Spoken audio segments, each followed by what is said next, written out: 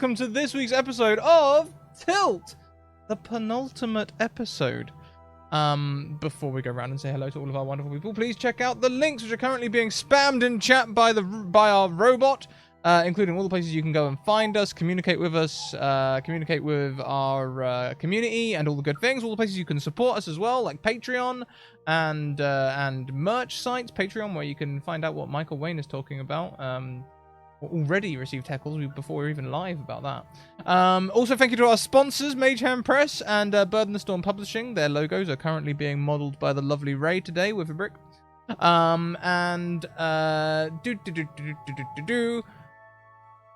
Retweet the tweet, because when you retweet the tweet, then our tweeter gets bigger, and our tweet is already pretty big, because today we hit 5k.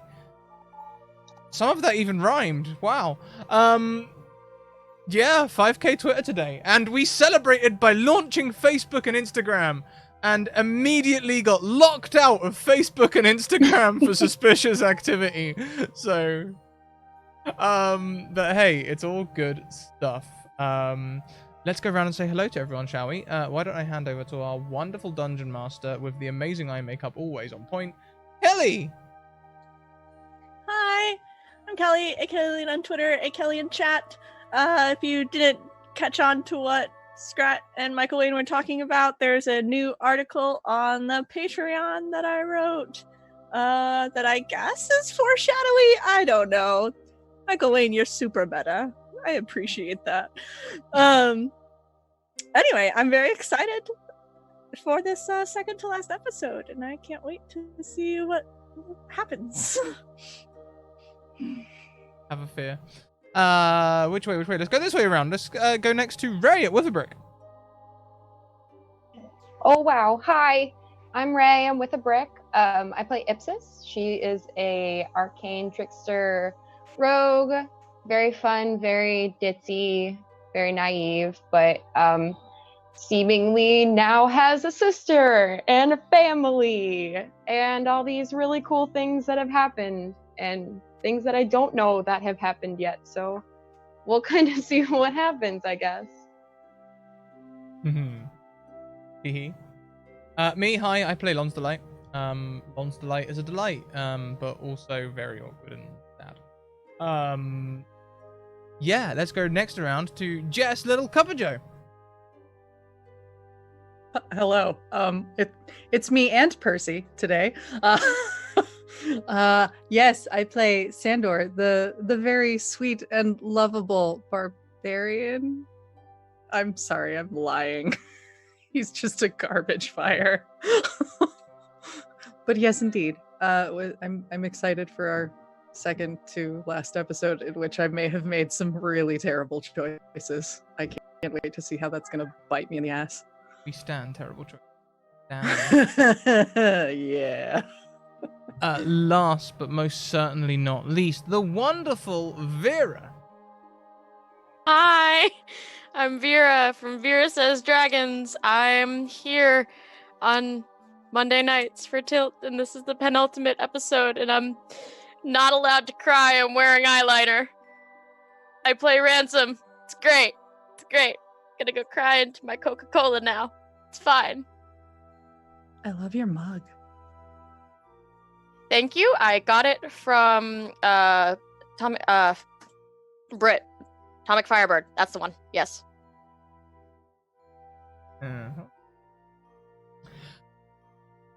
Tee. Well, Kelly, where's yours? Okay. I've got notes, y'all. So,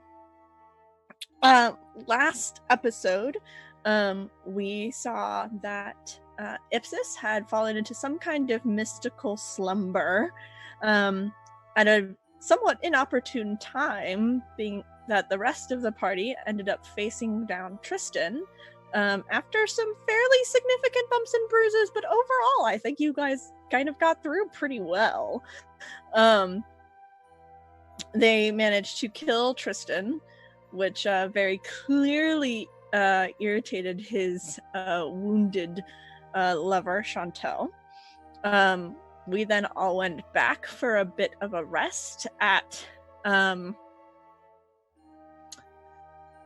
at midnight, one of the many midnight locations. And while ships did not sail, I do think they have been somewhat christened. Ready to depart, maybe? We'll find out. We've got 2 episodes left. We'll see what happens. But we're going to begin this episode by kind of backtracking in time a little bit to see what happened to Ipsis while she was asleep.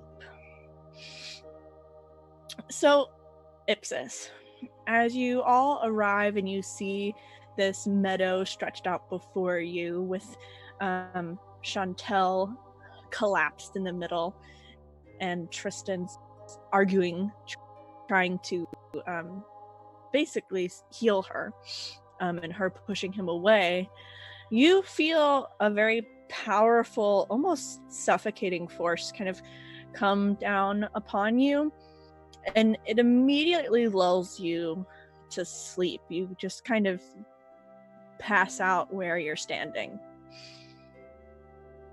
And when you awake, you are sitting in a chair off to one side of a room in a very familiar location. Way back in episode 2, we visited a cave that seemed to be a meeting place of the gods. And you sit off to one side, and you see laid before you these 12 chairs around this long table filled with mighty beings. And when you try to lay your eyes upon them, it is almost challenging to put kind of your full attention to them, because the power that radiates from this table is immense. However, there are 2 figures there who you find that you can see much more clearly, that seem to be diminished compared to the others. They do not have this kind of radiant glow. They seem almost mortal. They seem larger than life, but still mortal. And however, you can't hear what they're saying. It seems like they're all arguing about something, but it's almost like you've got like wool in your ears or something, like you can't hear. But what you can hear is the breathing of 2 people sitting next to you. So on one side of you, you recognize Mantra. And on the other side, while you do not know his name, you may recognize his face from a statue and from a mural on a wall. You know this person to have some relationship with Sandor. Sandor has relationship history with Sandor.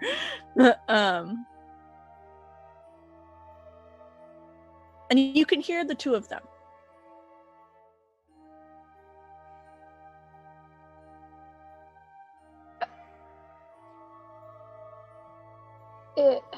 Excuse me, Mantra, if this seems really kind of weird, but what's going on? I'm not sure. They've never done anything like this before. They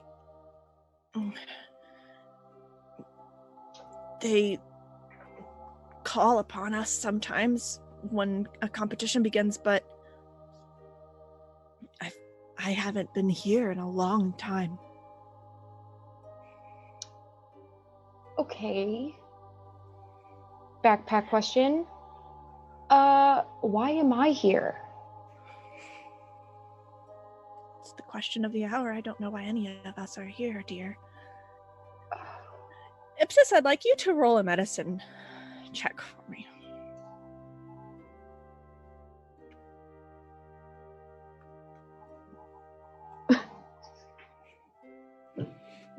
Okay.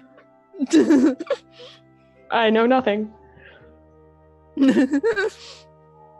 And so I'll turn to the other one besides me, the gentleman, and kind of tap him on the shoulder and be like, so I would introduce myself, but I feel like you might already know who I am. So I'm just gonna ask you, what's your name? My name is Istvan. I was like Mantra. I was a competitor, but I don't know why we're here either. It's been a very long time since I've been here too, and you'd think after they gift you with immortality, they would leave you alone. Can either one of you hear what they're saying, or is that just me who can't hear them?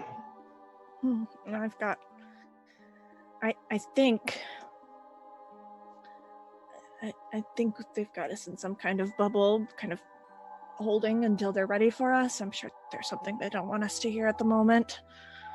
But the nice thing, I guess, is we can catch up and maybe I can answer some of your questions. It's been a long time. Well, it feels like a long time. Yeah. And at this she point, kind of grabs your hand and kind of holds it in hers, and she's looking at you very intently.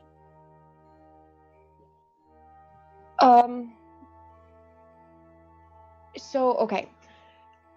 You said both of you were competitors. Oh, what happened? How did you win? What did you have to do? We had to kill the other one. But how? I mean, was there a specific way in a specific place, or did it just have to happen whenever it presented itself? I think by now you've seen some of the competitions. They're odd and surprising. They get messages and we know where to go. Yeah. Mine didn't take very long. It was just a couple of competitions. The garden was one of the last, and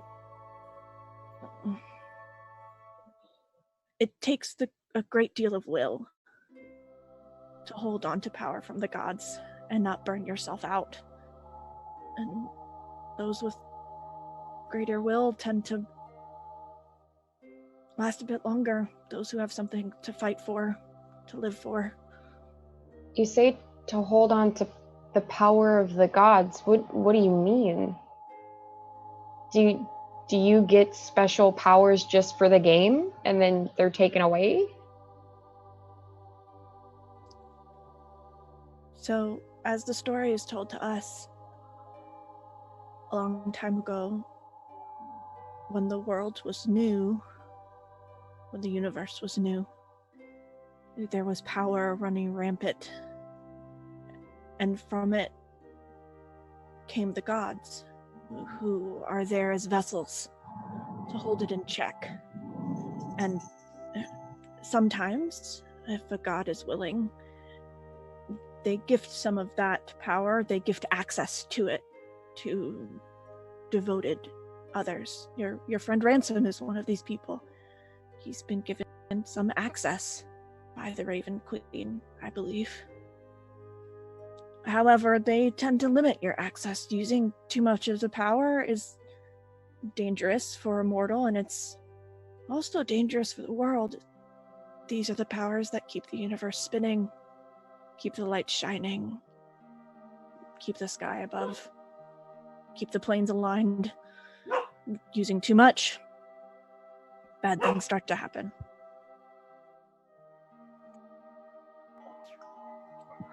And and eventually these new gods began to fight amongst themselves, burning up this power. Two of them in particular didn't ever be able to see eye to eye. And they ended up making a deal that rather than destroy the universe, they would have these games. And they would give the full access of their power to a mortal being. And whoever burnt out fast would win. And it's the game they continue to play every time they start having a tizzy. It seems like a pretty crappy game. When you're young, it sounds like an adventure. And you don't realize that the promise of an immortal life is just as much a blessing as it is a curse. That's why I gave some of mine up. I think you'd notice if I wasn't aging, and I'm running out of time. What do you mean running out of time, though? Like, how did you give... You can't say that you're gonna leave. Just got you back. I'm just getting old, my dear. It's been a very long time since I've gotten older, and something a little over 20 years ago, a baby was brought to me. And I decided that I wanted to be able to be a part of her entire life and not have to run away because I wasn't getting older. And I asked permission to give up my immortal life. That power had to go somewhere. Why do you think that you can do all of these things without a gift from a god? I never really thought of it that way, to be honest. I had a conversation with Ransom once about deities and powers, and made a point to say I didn't get mine from any sort of god, and I guess I never really sat and thought about that.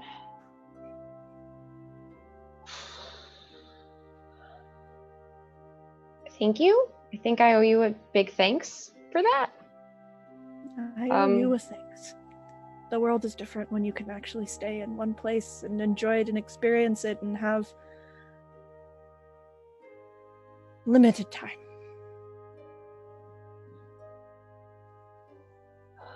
So, these games, when one person wins, I mean, what does it necessarily do? I know you said it's to keep everything in check, but how many people have to compete for it to become some sort of balanced equation again until the fighting stops? You said this happens when they get in a tizzy. I mean, does that ever stop, or is this an ever evolving, never-ending sort of type of game? As far as I'm aware, it's just one of those things that is. I think we're here, though, because this time was different. There hasn't been a winner, and they're using so much of that power that keeps the universe in balance, keeps the sky above us and the planes aligned. It's draining the life force of the universe. Is that And why at the whole... Oh no, At that note, you actually realize that you feel like a popping sound in your ears. It's kind of like when you have a pressure change, right? Like, and you can hear the fairly deafening silence of the gods at the table who have turned to look at the three of you. And I'll just kind of like side-eye both of Mantra and the gentleman sitting next to me, whose name I totally forgot already. And then just kind of like look at them and awkwardly like wave.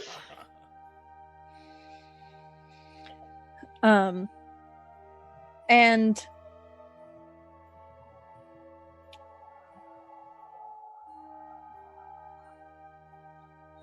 the Raven Queen, who you recognize likely by this point, kind of steps forward.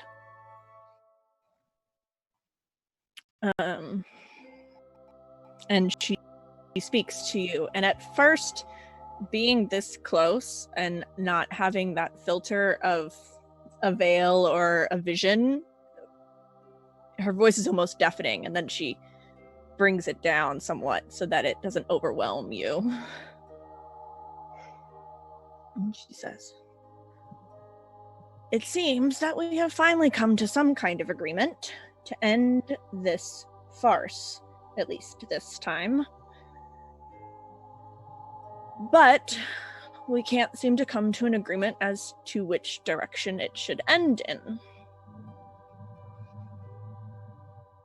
Do we kill off Tristan, who is my sister Char's champion? Or do we kill off Chantel, who is my sister Mistra's champion? And as with all things, we came to an even draw and decided to ask some mortal-ish representatives to help us make the choice. So we have decided that each of you get a vote."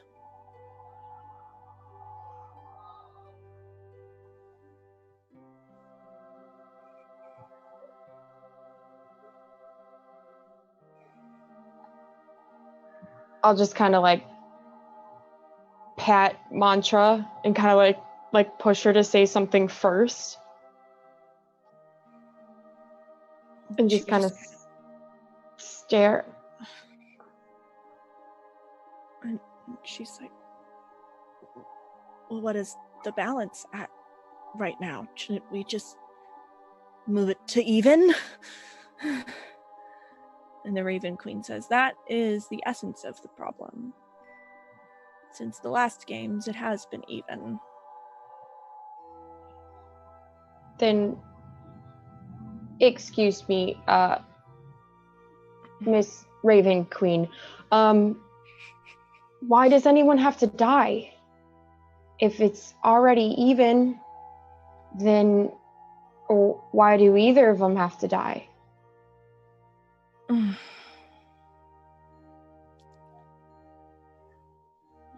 Even the gods are subject to rules, regulations.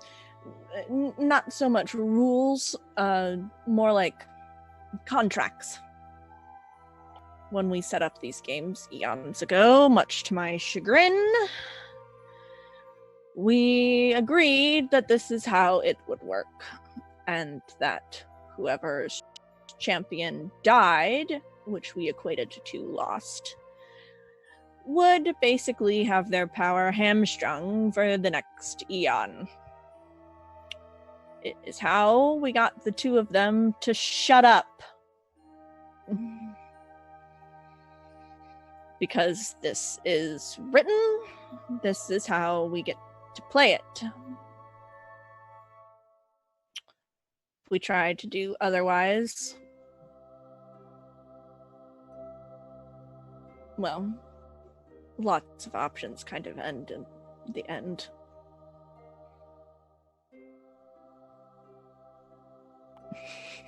So, could you maybe tell us more about the two competitors you have? I mean, obviously one must stand for good and one not so great. I mean, I don't even know anything about these people, and you want me to vote to kill one of them. I feel like that's, I don't want to say fair, but not right. It doesn't feel right.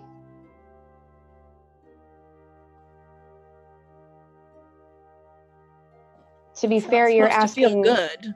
Well, no, I didn't expect it to, but you're asking mortals some very important questions, and I thought one of the biggest differences between mortals and gods were that we were a little fundamentally different with the way we dealt with things.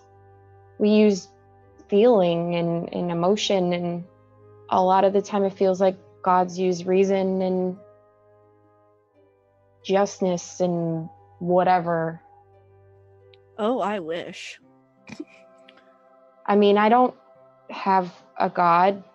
I don't really talk to any of you. I don't know you. I don't know anything about you except for what people tell me.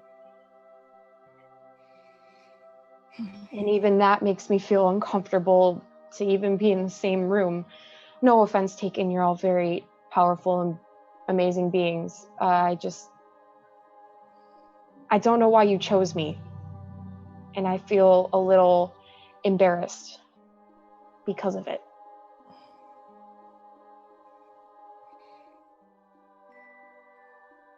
We tried to set this up from the beginning to not be major shifts.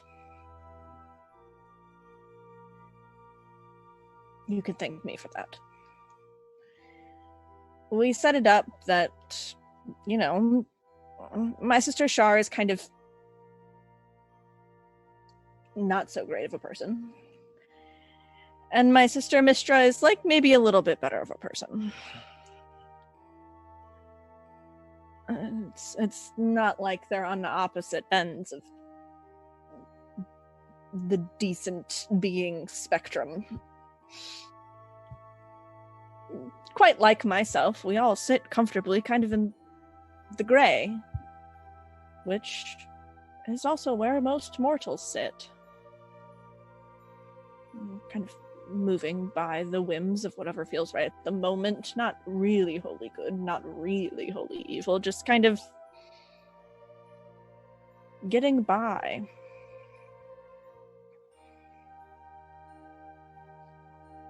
And that's why we put it to you. Part of the balance of this group of miscreants, she says, looking back at her family. Several of whom seem to just be like, oh. Is that we end up at a draw all the time. And so, we ask you, the beings that representatives of the mortals that populate most of these planes, you're the ones that are going to have your lives affected.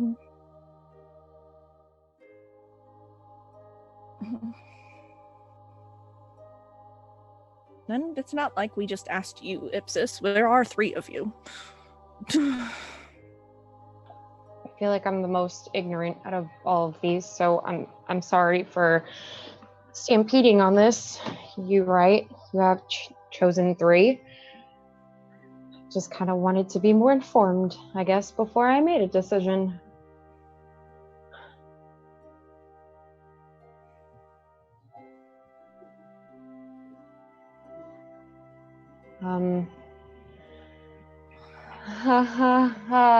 Mantra. Yes, dear. Do you want to maybe go first and give me like another minute to decide? I mean, I was Mistress Champion. There's a reason she picked me, and I always found her to be reasonable, knowledgeable, powerful. So I imagine that I would prefer that things would lean in her favor. And what about you? And I'll turn to Isvan. The irony of all of this is not lost upon me. I was one of Shar's champions. But I don't know. I have seen more loss and pain this past 1,000 years than I think anyone should have.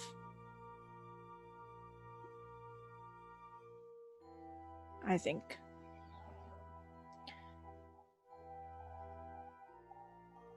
that maybe we shouldn't bring more of that on the world.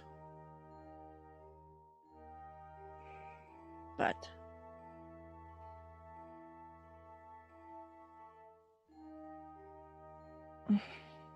it is hard Looks to like say. we got a new friend. I am interested in your thoughts. Thank you very much, Tales from the Grim, who are coming in with that raid. Thank you so much. Welcome. We are currently reviewing Ipsis's actions from the last episode in this, our penultimate episode. And Kelly's been, I don't know, real mysterious. Something's going to drop today. It's going to drop soon, I know it. I also So- really want to say how appropriate this raid cry of suffering is. Yup. I feel like Yup. Tales of the Grim always has a really appropriate raid cry for whatever ends up happening in our episodes. So yeah. shout out to that connection. Because we're all screwed. So yeah, suffering. Oh, Thanks, that's y'all. really good. Whew. All right. I'll turn to Ispan again, and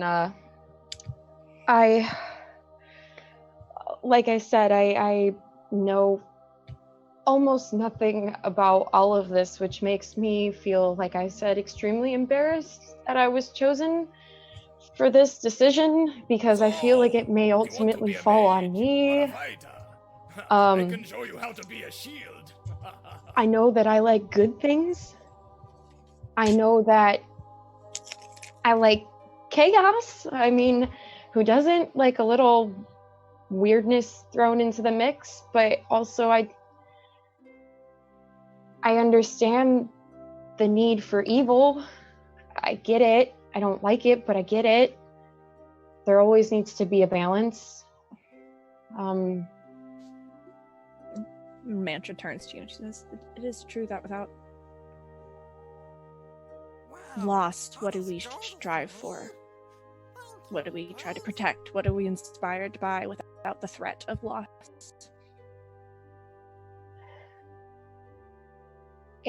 If I can be candid with both of you, and I'll turn to Mantra more. Mantra, you're basically like my mom. I trust you. I believe in you. You've never seemed to steer me wrong, and if you're the champion of one of them, I feel more inclined to go with you in your decision. And I don't really know you, Ispan, and you seem like a great person. I can't really, it feels like I'm choosing between like a sister and a stranger, and that feels Looks like weird we in got of a new itself too, friend. but I don't know,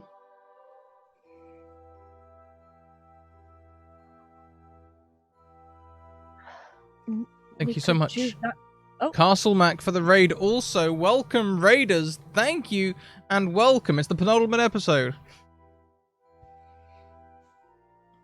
We could always decide not to choose and just flip for it.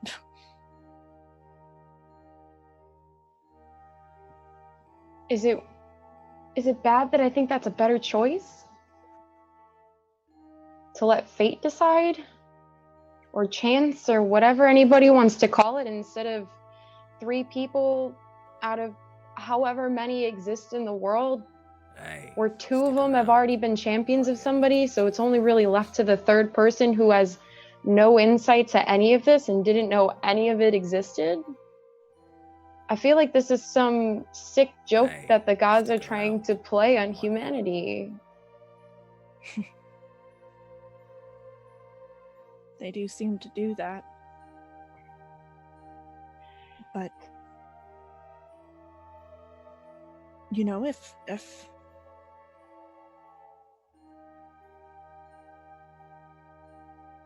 I think that's why they asked us to do this, is because there isn't an easy choice. Because there isn't a right answer. So maybe your decision, maybe leaving it up to fate is the best way to go.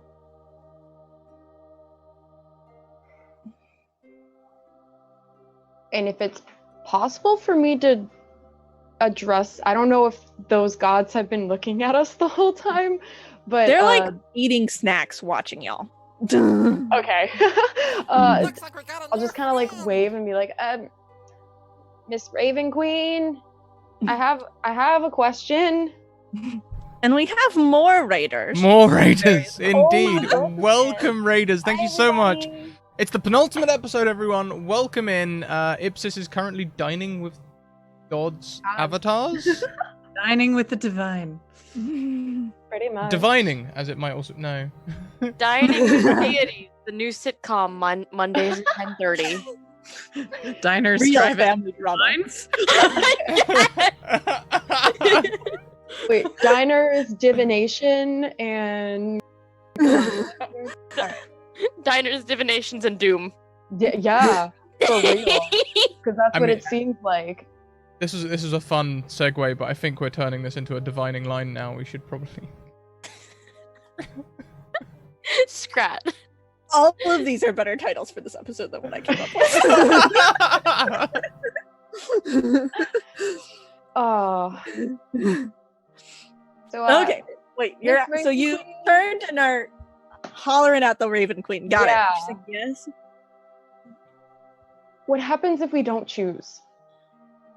What happens if we choose to not choose and to let whatever happens in the world happen?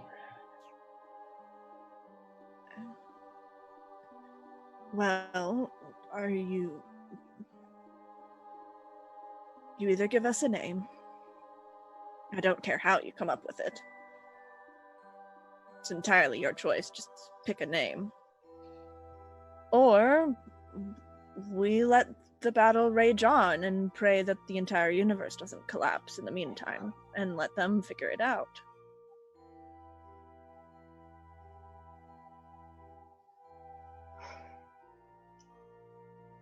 Things are getting precarious, though.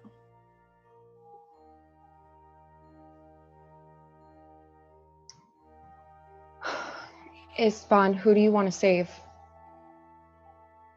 If we have to make a choice, then let's just make a choice. Because the more we sit and squabble and think about it, the more I'm not going to be able to choose.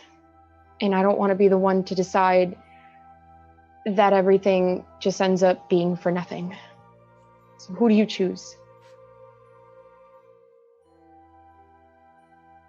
And he looks conflicted. And he pulls a coin out of his pocket. He just says, I don't think there's any logic here that will win. I don't think there is. And since we are having such a hard time choosing,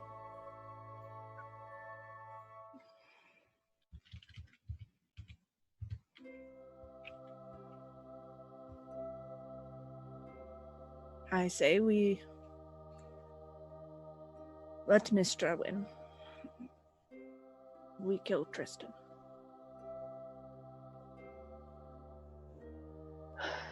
And what about you, Mantra? Are you staying with Mistra? It seems straightforward to me. I'd take like a little okay versus a little bit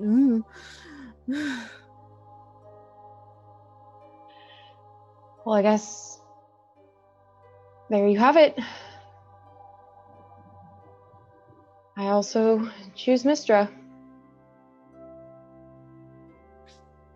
And as you make a choice, the gods kind of let out a sigh of relief almost collectively. Like as a unit, you see them all like that a choice has been made. And then the Raven Queen kind of pauses and shakes, and she looks to the fireplace which on the wall, which begins to flicker. And she goes to it and she looks into it and she goes, well, it seems our choice was made for us. It seems like all of that stress was for nothing. Your friends have apparently made the decision for us.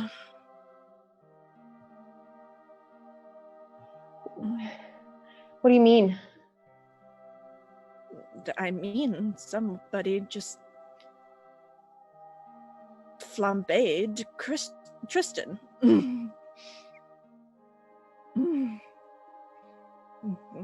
Your friend Sandor is quite good with those weapons. My dear boy Ransom, at least he's somewhat in one piece. Can you see Lons? Where's Lons Delight? Oh, they all seem to be rather put together. A bit shook up, but in one piece.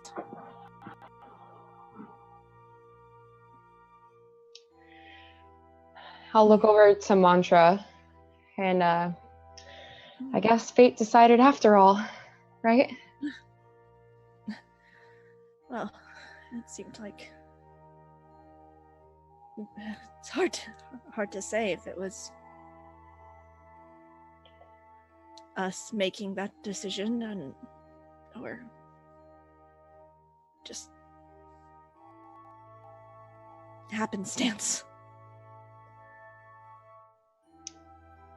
I think in this situation, I'd like to blame fate for that and not us. Call it what you will, but I don't think we played a part in that.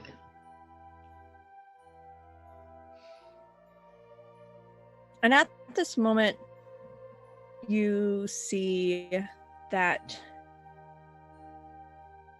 Mistra, or who it seems to you to be Mistra based on the way people are acting, stands very suddenly. And she kind of puts her hands on the table and she looks at everyone else and she says, "She's not giving it back. She's not letting go." Wow, all this gold is for me? Thank you, you guys. Thank you very much, And- Mirror Shadows, who's just gifted each of us an advantage with a donation. Thank you. Yay! Thank you. And the figure sitting next to her, the woman sitting next to her, kind of clad all in dark clothing, kind of looks and she goes, "Tristan's power is back at the siphon, but I think she's trying to do something with it. I think she's trying to bring him back. I don't know what she's trying to do." And Mistra turns on the Raven Queen and she says, "If bringing him back is what will let her let go, then do it. Bring him back."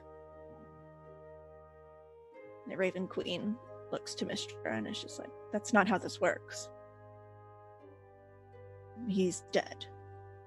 If she finds a way to bring him back, maybe it will happen.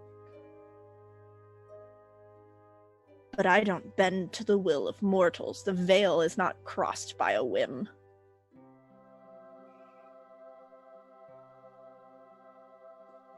And Mistra kind of advances on the Raven Queen angrily and goes to raise a hand, and she realizes she can't do anything.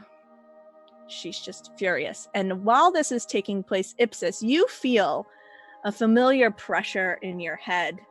Or the pressure itself is not familiar, but you recognize where it's coming from. You almost, it's an emotional recognition.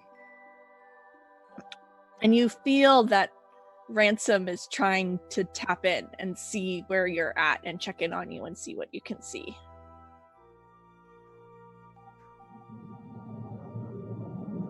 I don't know if there's a way for me to do this, but if there's a way for me to like emotionally be calming or somehow give a notion to Ransom that I'm okay, not verbally, but just like I don't know how to explain it really, but just try like if I recognize that he is trying to project himself into my mind, maybe talk to him in my mind saying, "Hey, I'm okay."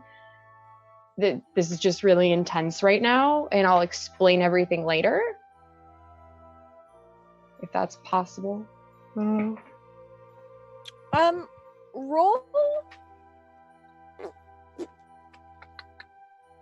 Like I don't want to say more than that. I just want to say, hey, I'm okay.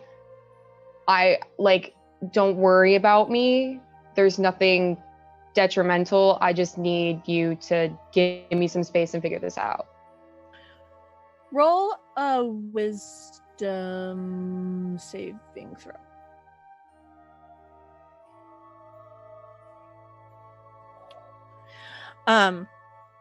And you are able to kind of express this to Ransom. You're able to get through exactly the message that you want to get through. However, while you're doing so, you actually kind of feel this like fogginess come over you, and you know that he is also getting a vision of where something more about what you're at. And Ransom, you would recognize that in this moment you're seeing this argument that took place, but you're not being able to hear it, but you are getting some of these feelings that Ipsis is okay, in one piece whole, but it's muggy, right? And Ipsis, you know that he's kind of received the message with that nat 20. You know that he's picking up what you're putting down. Like you did last week. I'm just going, it's okay, I'm all right.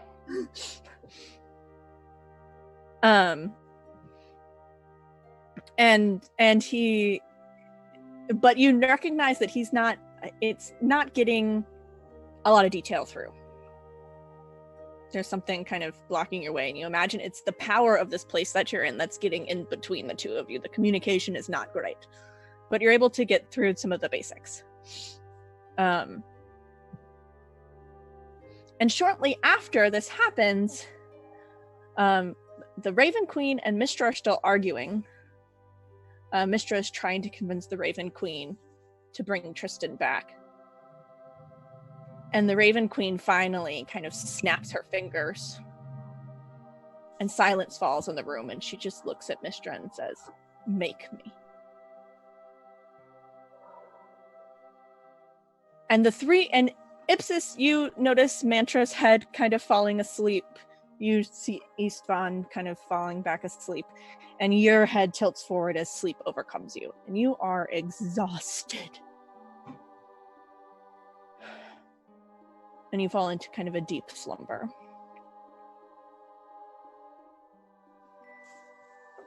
Meanwhile, let's bring everybody else back into the game, shall we? So we kind of have lined up now. Ipsis is sleeping, kind of exhausted from this travel that she's done, this mental hopping, as well as this effort that she's put forth. Also, I stole your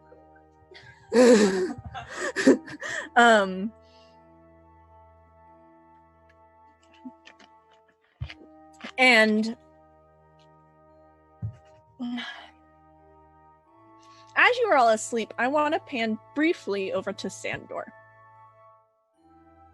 who had a very intense day, having slain the essential avatar of a god. Yep. And Sandor, you're having some very odd dreams. Cool. Those are fun. You keep replaying those moments of Tristan's death kind of over and over again. And finally, after, it's almost like something is trying to give you a message. It's like you've missed something in this moment. You missed something as he collapses to the ground, and you keep rewatching it to try and figure out what it is that you missed, replaying the scene over and over and over in your head. And finally, after several rounds of playing this over and over, you see as Tristan falls, his blood seeping into the ground. and some of it splashing onto yourself. And you realize that some of it has soaked kind of into your skin. And upon this realization, you have a vision of a familiar face. Maybe less familiar to you. Again, this time, of the Raven Queen sitting fairly casually in a chair, and you standing in front of her. She just says, "What you did was very helpful. It is exactly what we put you guys together to do." Oh, okay. And you are... I am known most commonly as the Raven Queen, although I have many other names. Ransom can tell you more about me. When he wakes up, I see you two are becoming quite close. Yeah, sure. Okay. So, what the hell is going on? I just wanted to take a moment and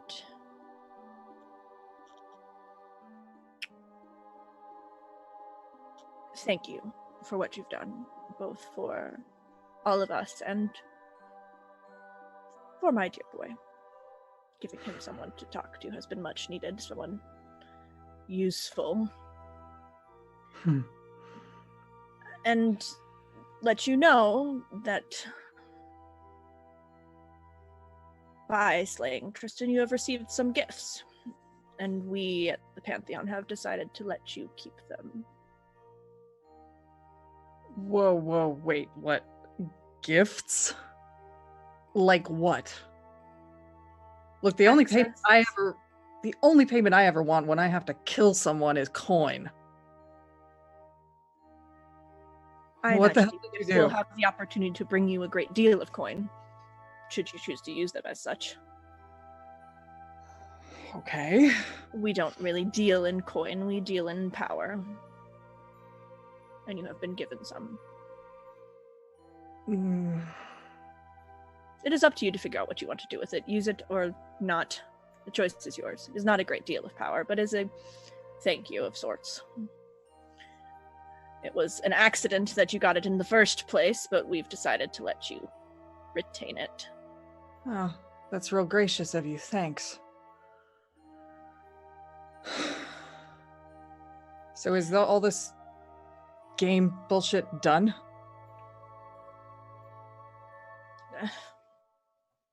The game is done. Chantel needs to be dealt with, however. She's going to cause problems, and like with all other things, our hands are tied. Of course, So she's fucking pissed and killed her boyfriend. Well, when you all awake, you'll awake somewhere else. We can have a fuller conversation about this with the entire group, but for now, rest well. And she waves her hand, and you kind of fall back into a deep sleep. For at least a little while. Until all of you begin to wake up. Yeah, Lons didn't sleep much after last night's encounter, so she'll definitely be heading down to I assume you said we'd wake up somewhere different, but we're still in midnight, right? You are not at midnight anymore. The other three of you have gotten the benefits of a long rest. Lon's Delight, however, did not. No. Her in-character choice. Yes.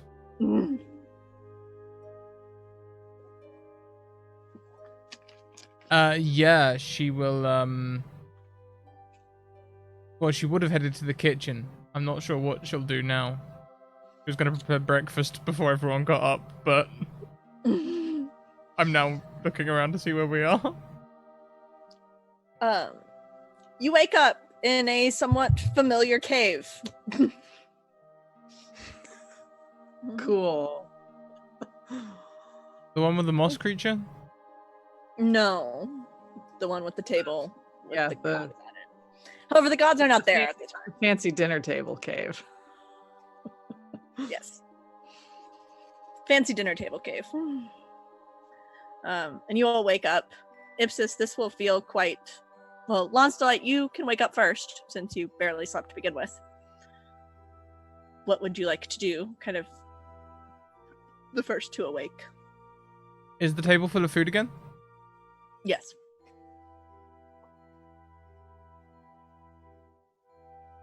She's kind of annoyed. She wanted to go and cook breakfast so she had something to do to keep her busy, and someone's already done it, and now she's sort of in that, you did my ironing, now I've got nothing to do sort of like mode.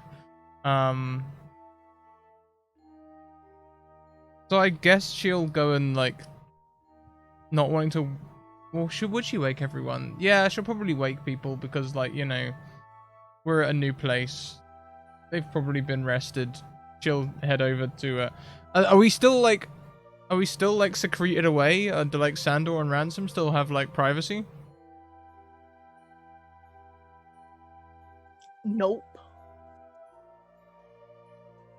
Okay. Oh no. Oh. This Oh, is no. one big room. It's just a big open dining space. It does seem that you have basically kind of woken up on the floor in approximately the same locations where you fell asleep.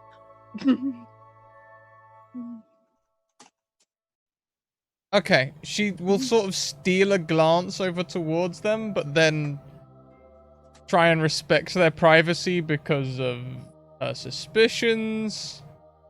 And she will also that's going to be a separate roll. Also sort of sneak us about, you know, a 2 difficulty increments longer glance at Maritza, but also not want to do it too much, and sort of just call out, everyone, we are in somewhere new. You're not in privacy anymore. Don't do anything you wouldn't do in public. Mostly goes to Ransom, Ipsis, and Maritza, I think. I was gonna say. Ransom immediately jolts awake because someone made noise and then realizes his tail is tangled around Sandor's arm. And starts to try and undo that. I think we just sort of see one eye pop open on Sandor. What are you doing?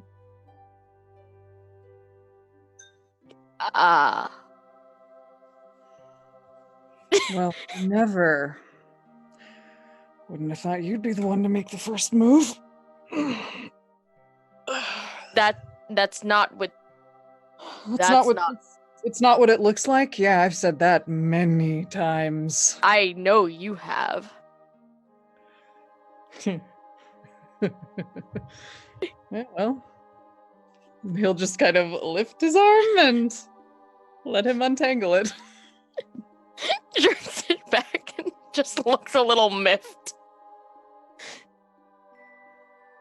I think at this point, Ipsis would kind of like do almost like a one eye open thing and then realize that she's on the floor and then kind of like sit up really fast and look around and then kind of like look at everybody else and like not say anything but have this like very distressed look on her face.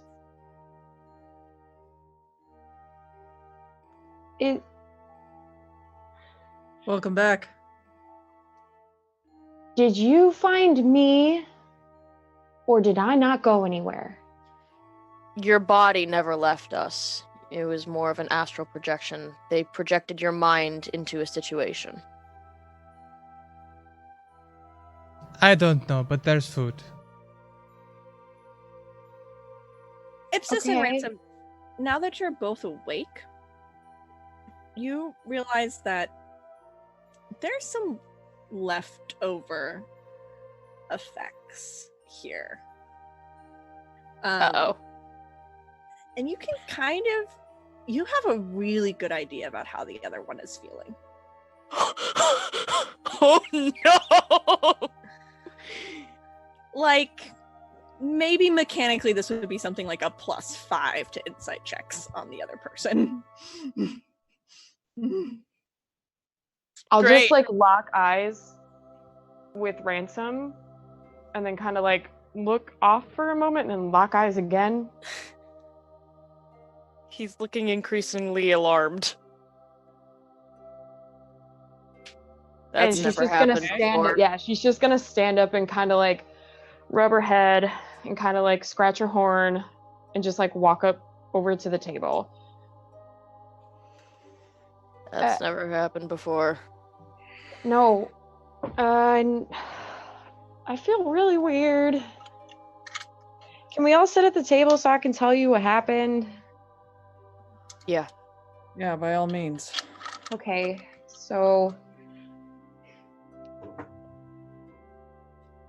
Ransom, I met the Raven Queen. She was pretty cool, pretty scary. Yeah, it's par for the course. But I was with Mantra and in Sandor. I think I met your teacher, somebody important to you, Ispan. He was there too. We were sitting, and I'll point to where the chairs were. Are they still there in the room that we were sitting in? Yup. Okay. We were sitting in those chairs right there. And the Raven Queen and Shar and Mistra, they were all fighting over the games. And they were basically saying how they couldn't decide on what was going to happen because the world was in balance, and then decided to bring an end to the game, but still had to choose a winner. So they left it up to us. Yeah, well, we sort of solved it, but it's not done, I guess. Well, that was the weirdest thing. As soon as we all made a decision, it seemed like it was instant.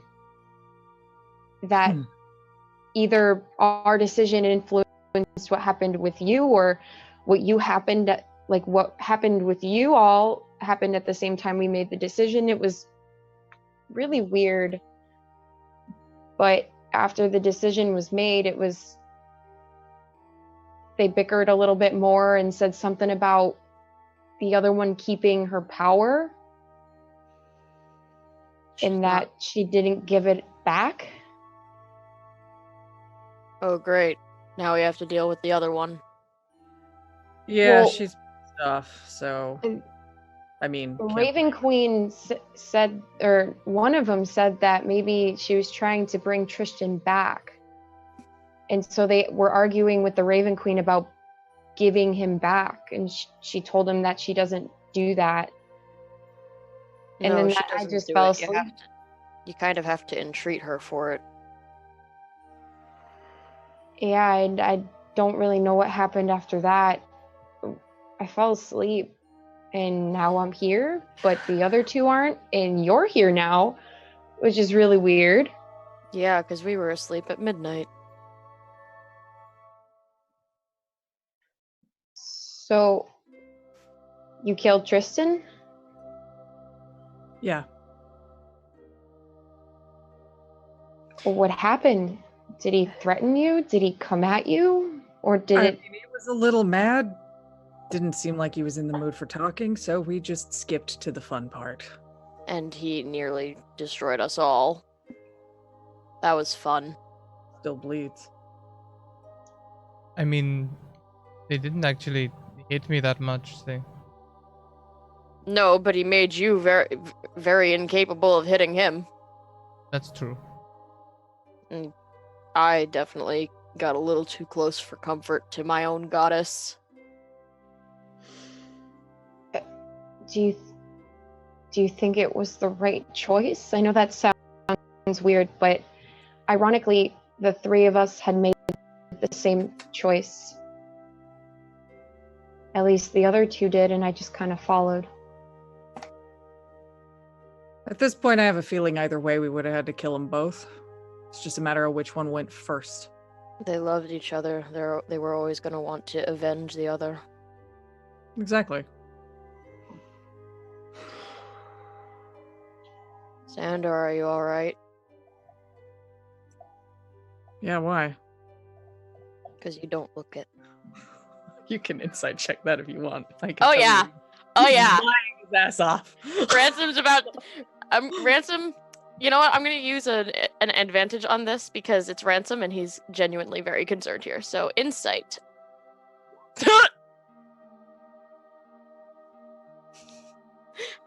I ransomed.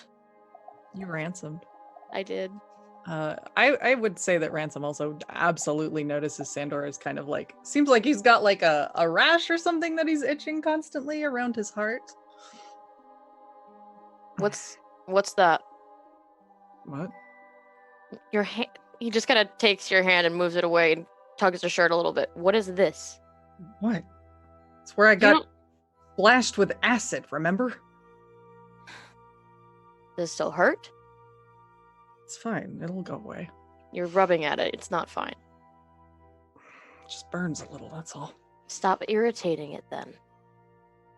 Okay, Mom. God. I am not your mother.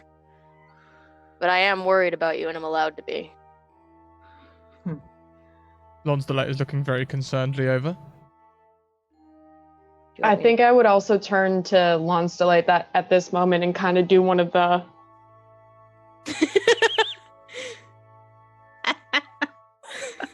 like behind, like in a way so that the other two can't see it.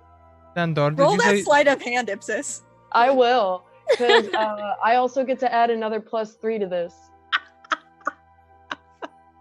Which I'm happy about, because that means a +9. So 14. That meets Ransom's passive, I believe. So does that mean I notice it? If he wants to notice it, that's fine. So He Ransom shoots- notices, but Sandor does not. Shoot you. Sandor doesn't notice shit. Are you kidding? When does he ever notice anything? Sandor, if you've got a rash, we should treat it. I can. It's fine. There's nothing there. It's just feels a little weird, that's all. Will you let me know if it gets worse at least, please? Or actually, can I do a medicine check on that real quick? At the very least, you should bathe. Yeah, there's nowhere to do that here. I did that yesterday. Remember, I was covered in blood. Mm-hmm. You don't have to do it once a week, you know. You can do it more than once. He's not that bad. She is gonna do like a knowing smile at Ransom. Stop The it. sort of smile that would hopefully turn him bright red. Well, he's a purple tiefling, so he turns blue. Sandor just kind of Because blood is red. Sandor just kind of drops his sword into his hand and gives Lons a jab with the hilt. Seriously. Oh, God. I know what you're thinking, but nothing happened. I was fucking Oh, tired. shit. Take the 11. I forgot to turn off the advantage. That's fine. I don't know. He seems fine. Mm. No, I wasn't. I was more thinking that he. There's food on the table. Sandor, I think you should maybe put at least a salve or something on your rash. Sure.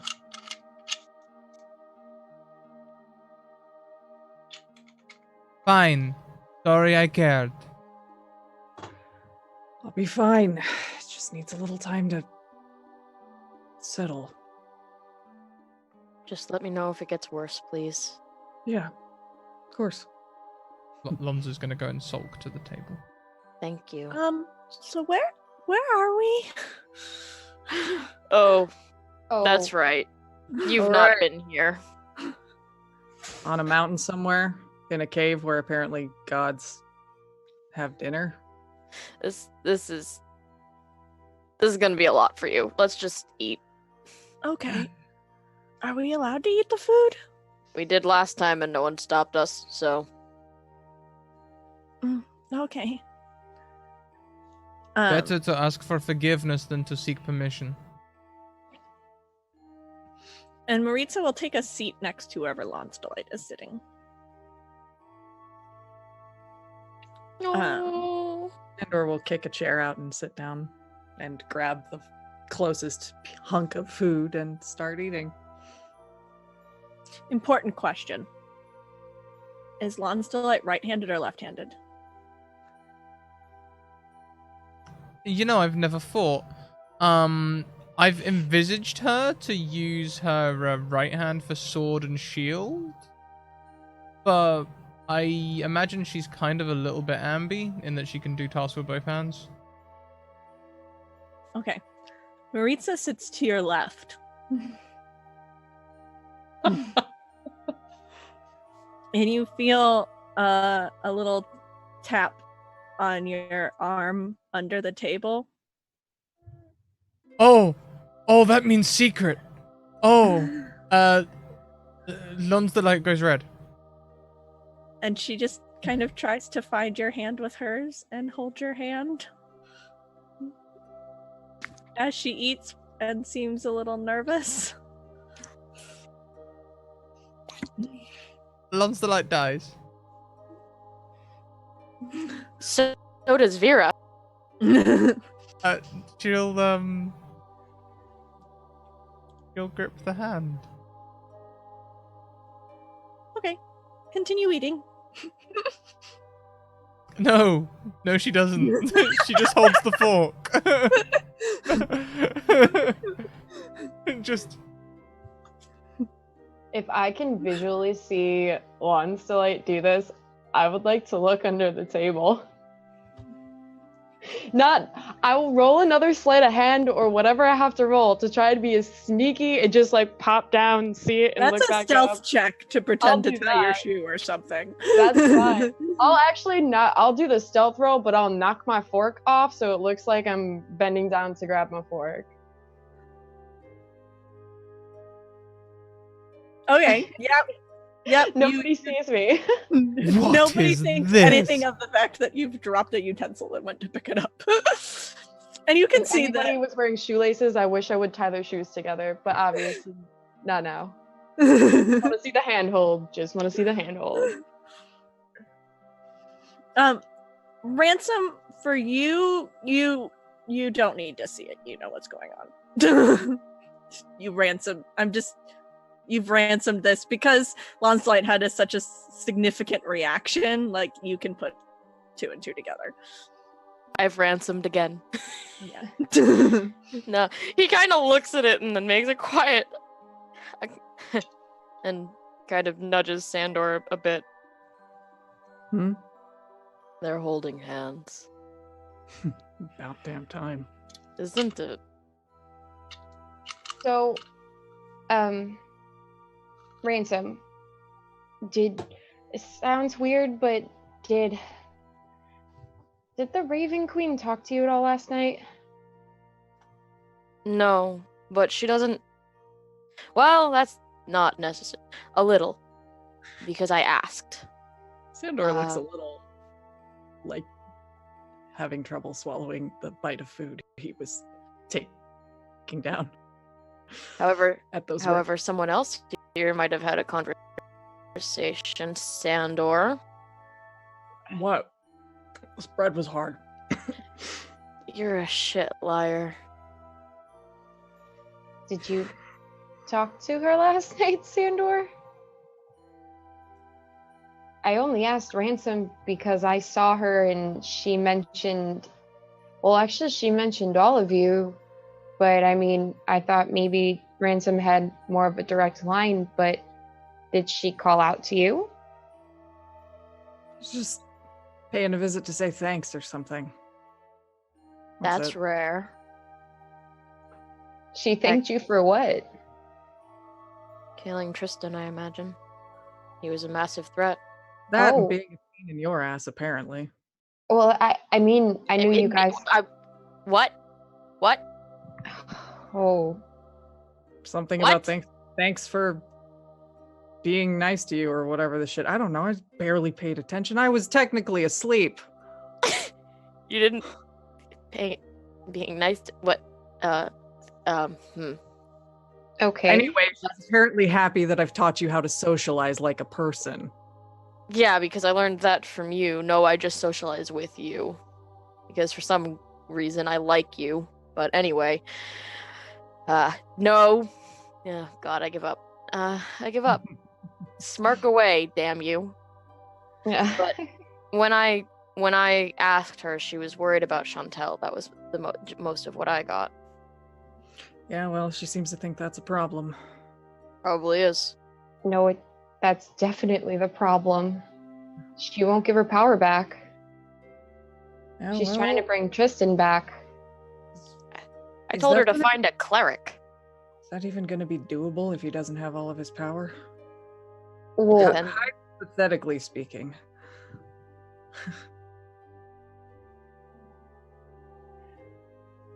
to be honest, I have no idea how any of this works.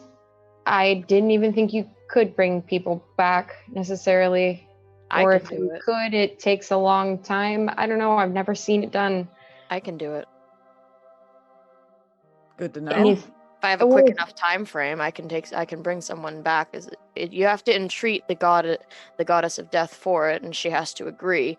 Often you have to give some sort of offering that helps you to link to the life of the one that was lost.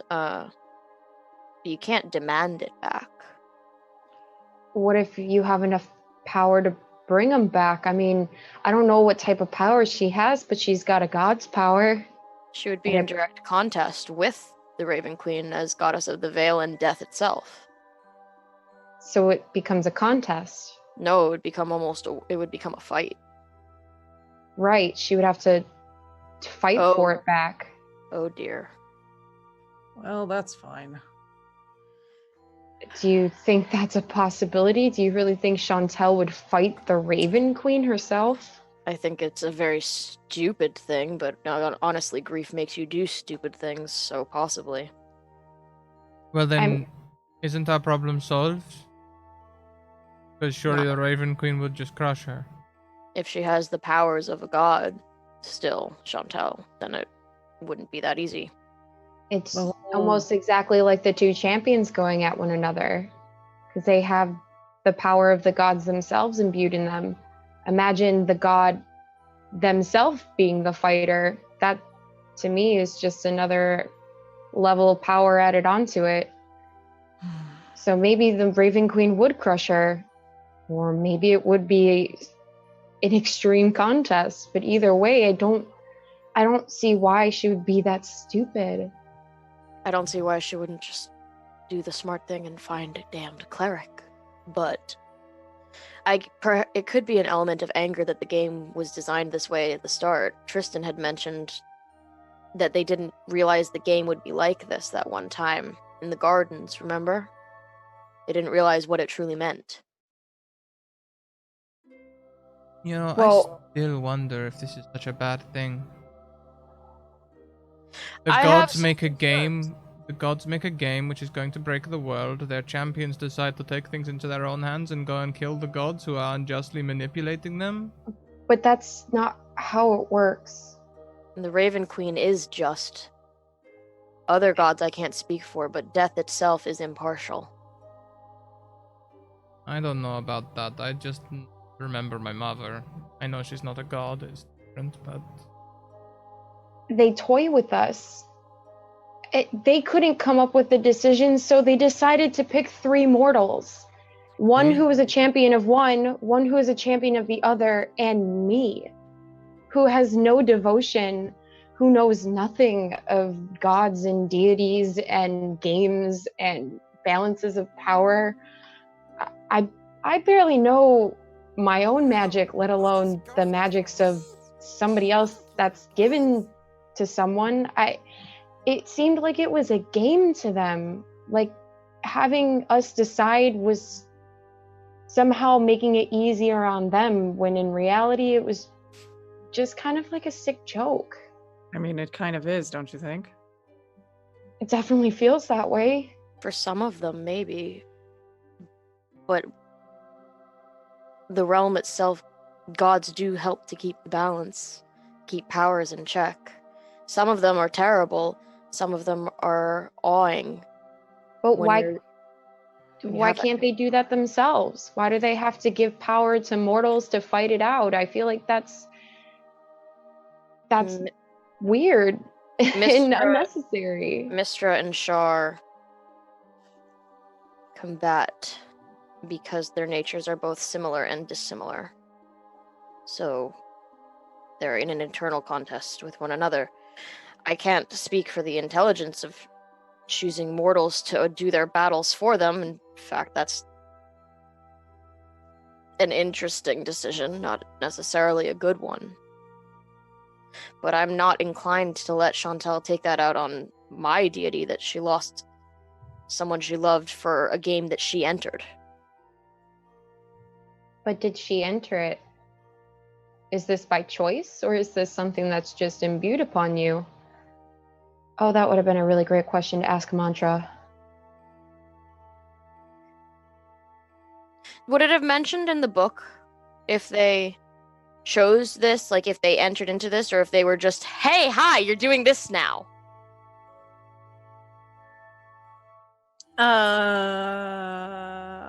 You can read the book and find out. I'm just skimming the book real quick. If you're skimming super fast, roll history or something. Roll something for it if you're skimming super fast. See how you can put it together. This is in a language that, while you can read it, is new to you. Yeah. And is really just the ramblings of a celestial being. Do you think that would be like a perception check almost to like try and see if I can spot it? I was thinking something int based. I don't think religion, maybe? Oh, that would work. Okay, I'm gonna use my last advantage for this because I have no bonus. Thank gods. Ooh. Thank you very much, Hidden Half, who's just absolutely smashed our bit target for the day. 5,000 biddies. Whoa. That would be everyone getting a random roll on a roll table. If you're still good with that in the penultimate episode, Kelly. Thank you so much. Thank you for the support. We really appreciate it. Amazing. Holy crap. Thank you so much. Cool. We always get some really awesome like raids and donations and stuff during this show. So that's really awesome. I've noticed that, yeah. I'm glad y'all love us. If we want to do random rolls on roll tables, we can do that. It might leak between this episode and the next, partially because I need to find my table that I like using. Sure. I didn't have it pulled up. So that'll take me a little bit. Okay. And I don't want the game to end, but if Hidden Hearth wants that or wants something else, just let us know.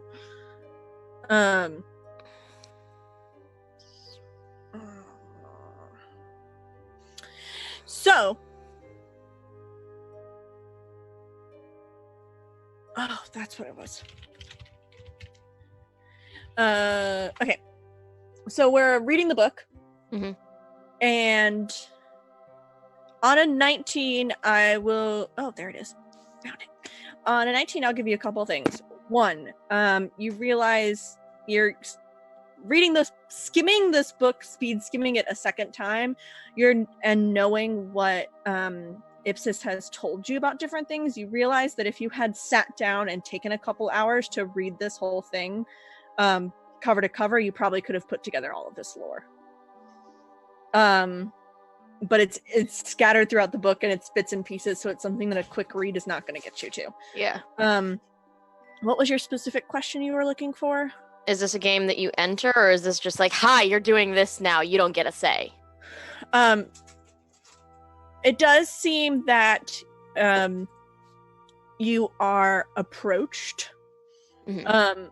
However, Soren, who wrote this journal of sorts, notes that it seems like the gods are pretty good about figuring out who to ask, so Mhm. people don't often say no.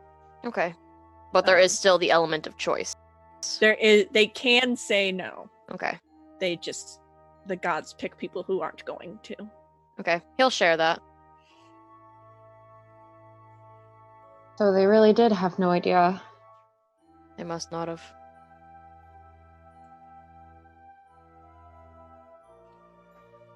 So what do we do about it? Do you know where Chantel is now? No. Might be able to find her, but I don't know where she is. Do you think we could convince her to maybe give it up? That sounds really dumb, but... If we have been transported here by the gods, is it not possible that they would have put us here to intercept her? Maybe she's coming to us. Oh, great. He's gonna find the nearest teapot and down a massive glass. Ransom. Do you have this moment of thinking as you skimmed through this book and you've kind of put it down and you're trying to figure out where she might be, you feel drawn to a particular page. On it is actually a drawing of of what looks like to be a courtyard somewhere, stonework around it. You see 2 altars with stones on them, and the page is just kind of labeled siphons. Or it could be here. She could be.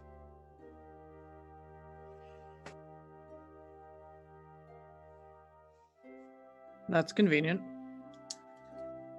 Isn't it? Wow, all this gold is for me. And as you all kind of begin to settle, trying to decide what to do, the fireplace begins to flicker. Oh no. Does And it by chance flicker because we've just hit our other goal and Ipsis also has another random roll to do? Oh boy. so many things. So many things. I was not emotionally prepared for the things. Yeah, I missed the thing, so whoever I have to thank for that, thank you. That was Misty. Oh, hey, thank you. All right, is it another D100? Or is it some other? Or is it an advantage? Or It is. It's another random roll. Yep. okay. Roll that for me too. Okay. Ooh, it's a big difference. Thank you again. That's really awesome.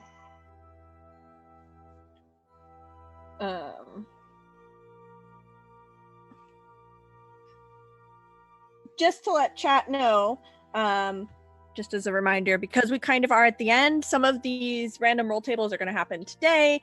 I have a feeling, based on the ones that I've read so far, they'll probably come into play toward the beginning of next week, but they will all get resolved, and it's great reason for everyone to come hang out for the finale next week to see how that happens. So the fireplace begins to flicker. And you take a moment and the room kind of goes into pitch blackness, and 3 of you actually have dark vision. What is kind of scary about this blackness is that you guys can't even see through it. But it only lasts a brief second. It's like a pop. And then, sitting at the head of the table is the Raven Queen. Sitting at 2 of the other empty chairs are Mantra and Istvan. Ransom has this exact expression. And Ransom, you'll note specifically when you look upon the Raven Queen that this is her full presence. It's not how she usually comes to you as like a vision or a projection or something like that. This is as close to in the flesh as a god gets. I don't know if that term's appropriate. The divine? Divine flesh. Sure. Sandor's chair pretty well clatters to the ground very loudly as he gets to his feet. Vaughn? Uh-oh. What the hell? It's been a long time. Long time. You son of a bitch.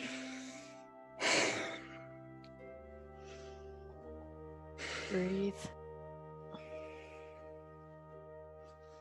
You know what? It's fine. He grabs the chair and you can hear the wood kind of crack under his grip as he just slams it back down and sits down. I see you still have all that anger pent up. No thanks to you. What the fuck?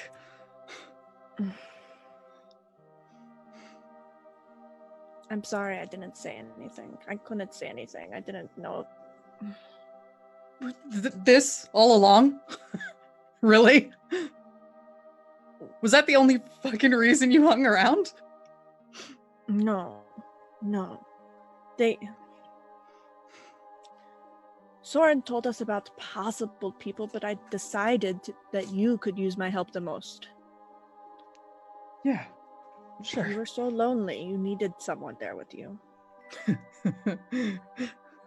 course. And if you did get chosen, you needed to be able to, hit something productively.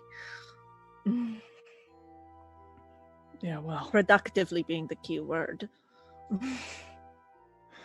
Thanks for that, I guess.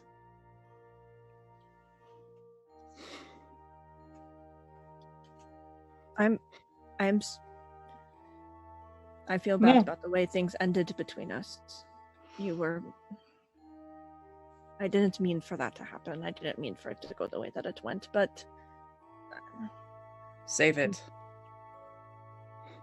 Doesn't matter anymore. Whatever, we're wrapped up in this shit. Whenever we're done with it, I don't have to see her fucking face again. So, business. If that is What are we how you doing? would be, it can just be business. Isn't that how you wanted it to be? I enjoyed being your friend. I enjoyed being your mentor. I just didn't want it to be anything more. I may look 24, but I'm nearly 1,000 years old. Right, well, not the first stupid-ass decision I've made. It was not a dumb decision. It was just a young decision. You are young, Sandor. There's a whole life ahead of you, a whole slew of people ahead of you. You have so many options in front of you. I'm sorry that I chose not to be one of them. Sure. Well, done is done.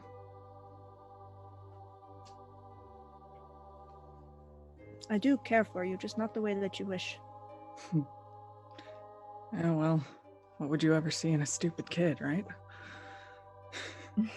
You are not a stupid kid. Yeah, well, you might change your mind about that in a few years. Most people do. Most people don't have my particular brand of insight on others.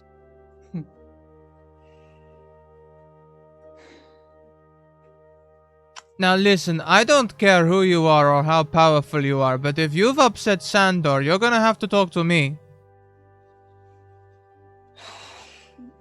Lawns don't.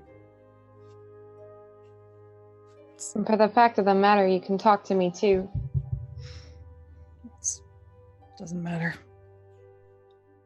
It was a while ago. It's bullshit. Anyway.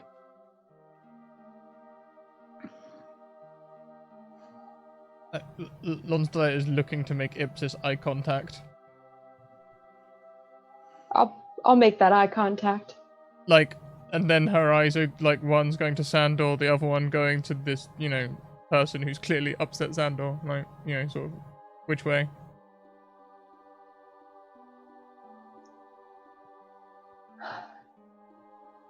Is the Raven? Wait, hold on. Is the Raven Queen? Yeah. Still sitting there? Like rocking some popcorn or something, I'm sure. Like, oh, there's charcuterie here. Great. And I'll look at Ispan and like lock eyes with him and just be like, that's a really amazing person. And if you can't see that, then you're the one who's missing out on something, not that amazing human being over there who killed one of these champions, okay? Just like you did, just like Mantra did. Ipsis. No, it may not have been in the competition of the game or whatever, but Sandor is really talented, and Sandor has a lot of heart. Ipsis. Stop. I'm sorry. I have a lot of feelings right now. Look, None of these feelings are going to make this any easier for Sandor or for the rest of us right now. look, I was just surprised, all right? I'm fine. I'm going to incite that. Well, go ahead. I ransomed. I mean, if you define fine as like an old patched up heartbroken wound cracking open again, then he's fine. Yeah, he's fine. It's fine.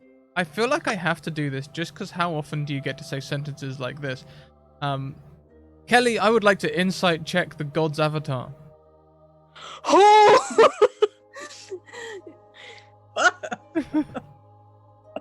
And by that I mean Isfan. I assume that I can. Okay. Yeah. Sure.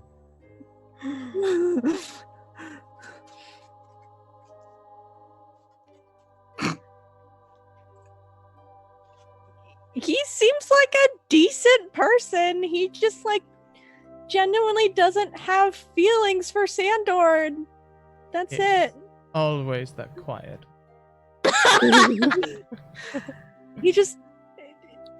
It's just not there. And he is right. He is he's something like 1,024. He just happens to look like 24. Only a reminder to all that Sandor is not as old as he might look. Yeah, Sandor is 18. There is Wait, I thought he was 19. What's happening? He's a wee child. I think at this point, Ipsis would kind of shoot a glance towards the Raven Queen and not quite put her hands up like this, but just kind of like give some sort of nodding of saying are you gonna tell us what's going on, or are we just gonna continue to bicker amongst ourselves? A glass of wine that you didn't realize was there before is in her hand. She's like... She's like, I sure do love watching mortals. Ransom immediately just looks like he goes ashen. And he's just like, oh gods, oh goddess, oh she's in his head. Well, it is the very first time in my life that I have to be in a bit of a rush, so I guess I'm going to cut off this right now. I brought you all together to let you know that Chantel is heading to the monastery, and we have reason to believe that her end goal is to take the energy that was gifted to Tristan as her own and essentially become excessively powerful. Now, we don't know if she would actually be successful. Your average mortal would probably just disintegrate under all of that, but if she's smart about it, if she goes slowly, takes her time, etc., etc., etc., roll of the dice, she might not burst into flames, and might instead have enough power to manipulate space, time, life, death, something that we cannot abide by. So she either needs to be killed or someone else needs to take the power? Essentially, yes. Shar tried to get close, but surprise, surprise, when you take the power away from the gods, we're actually useless. Especially Shar.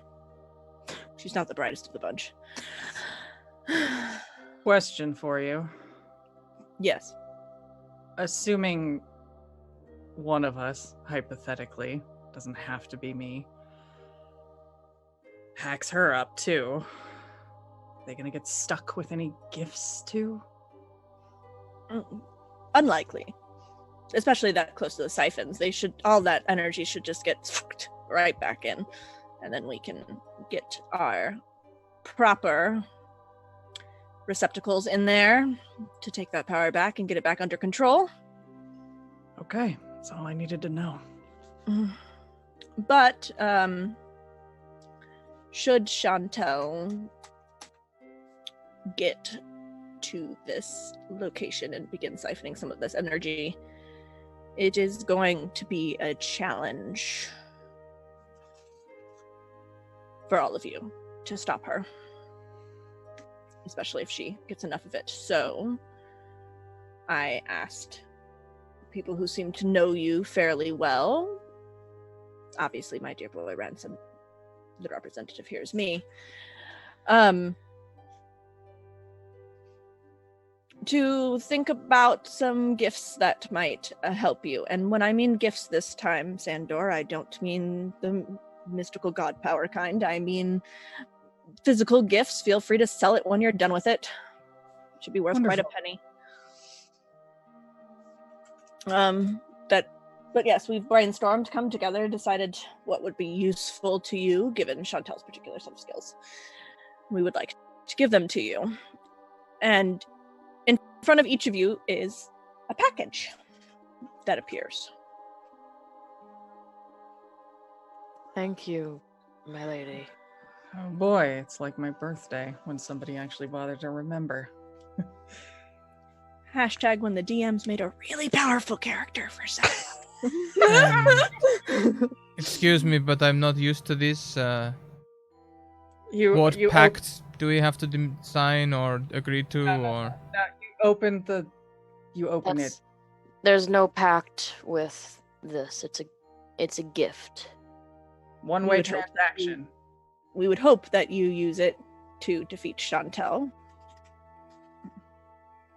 And I'm under the impression that it's very likely through peer pressure all of you will try to do that in some way or form.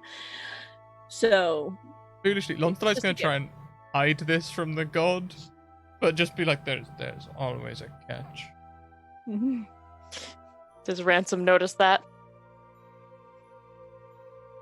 Lons, try to be sneaky. Or fail on purpose, your choice. I'm mainly trying to keep it from the god. That's what the roll is for. Ransom, you notice. He shoots her a look. And I'm gonna use as close as I have to my god power here. Oh my god.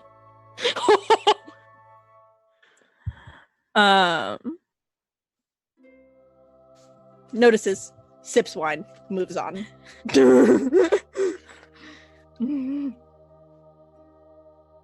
think Ransom like will a open his kid on pack. Christmas morning, Ipsis would just tear into it. She'd be the Oh. first person to open it. Whatever it is. And now your benevolent DM wants to share with you some gifts of fun. Oh, I'm so excited. Benevolent DM. Thank I you. hope you think it'll be that way next episode. You get I already don't. I love you, but no. Kelly. You get another advantage for Shah or Sharon champions. Okay, cool.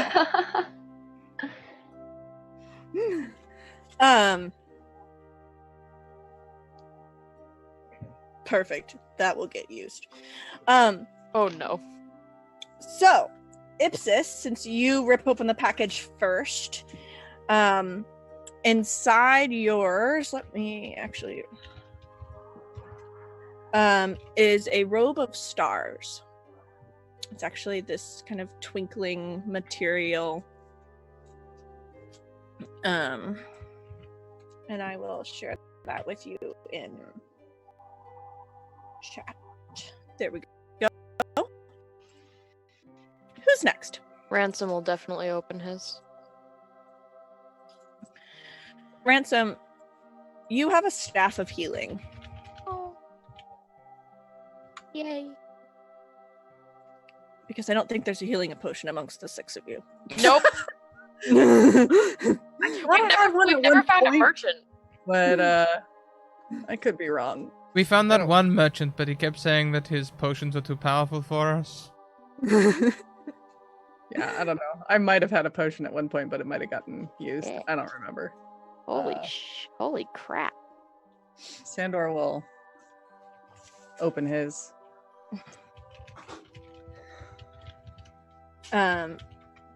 Sandor, it's very clear to you kind of who provided insight, knowingly or not, for this particular gift, and you have a dancing sword. Oh boy.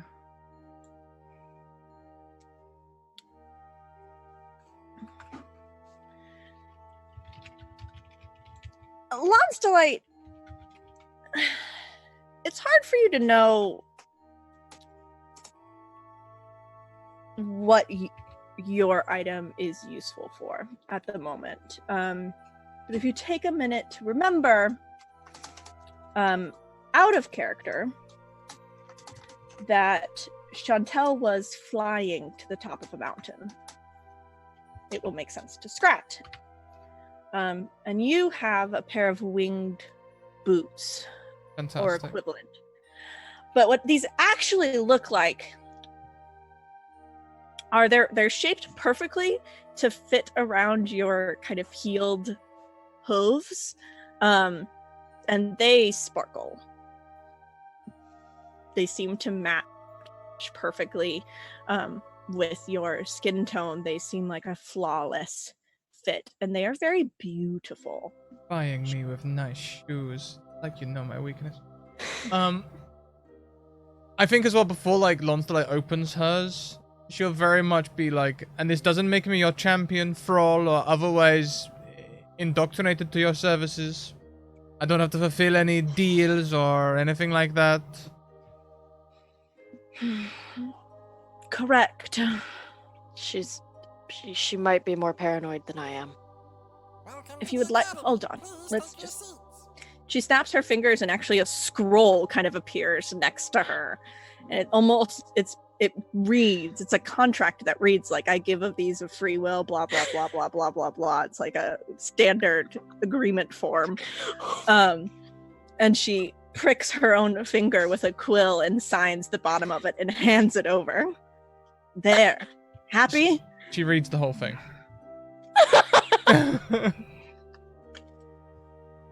There's always a catch. There's always. Seriously? Scan read. Ransom. You have such interesting friends. I finally decided to make them, and these are apparently the choices I made. It is Sometimes what it you is. gotta scrape the bottom of the barrel. And Ipsis, as you look at this particular robe, it seems to glow with an even extra power to it. And you realize that when wearing it mechanically, you would have a +1 buff to your AC, which is one of your wild rolls. Yeah. That is so cool. I didn't know this existed, so while I was reading this, just very quickly, this is one of the coolest things I've read or like seen in a really long time. I'm so excited. Thank you very much for another raid. Welcome in raiders from Welcome Party RPG. Welcome to the Party RPG. Thank you so much for the raid. Welcome. We're in the penultimate episode. We've just received some gifts from a god, which are not at all suspicious.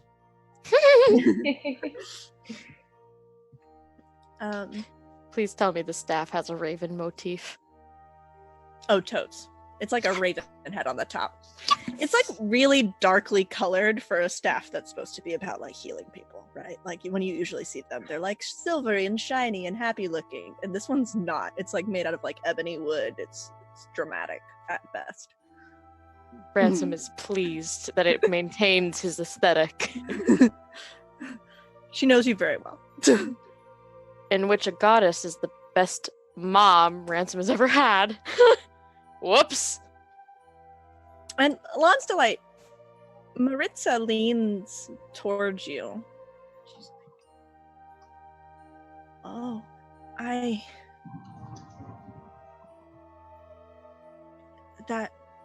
the Raven Queen, she visited me while I was sleeping last night and was asking me questions about you, and I wasn't able to give her a lot, but I guess it was for this gift.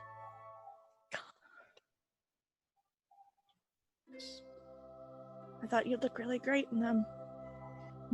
What scroll? She's like turning to Maritza like, you chose these for me?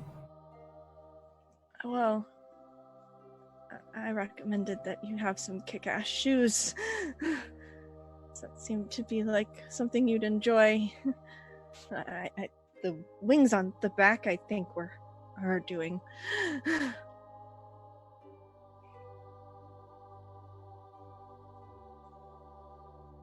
I'm sorry if they're terrible. I didn't know what to suggest. She was just asking me all Lon's these Delight's questions. gonna grab this small woman and pick her up and hug her. Oh, I guess it was an okay option then. Thank you. Sorry, and then she's gonna put her down and be all awkward. Sorry. Pretty women deserve pretty shoes. Can I hug you again? Yes.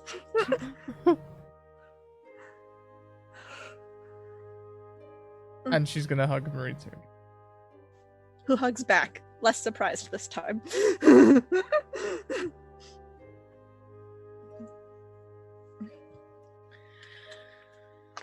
Well, if we're all done with the happy reunions and realizations and nonsense. I assume you all know where you are, roughly. You've been here before. Yes. Mm-hmm. Well, once you've gathered yourselves and finished chatting and what have you, the weather should be clear. The monastery is about a mile down the path out the door. Thank you for your gifts and your consideration. You've got a little bit of time probably before Chantel gets there. I think she's still working up the nerve, as last that I could tell. But I wouldn't dally, all day. Might as well take advantage of it. Ransom. You're welcome. I appreciate your loyalty. Always.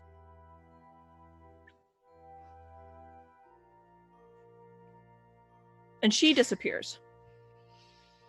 But Mantra and Istvan are still there. Uh-oh.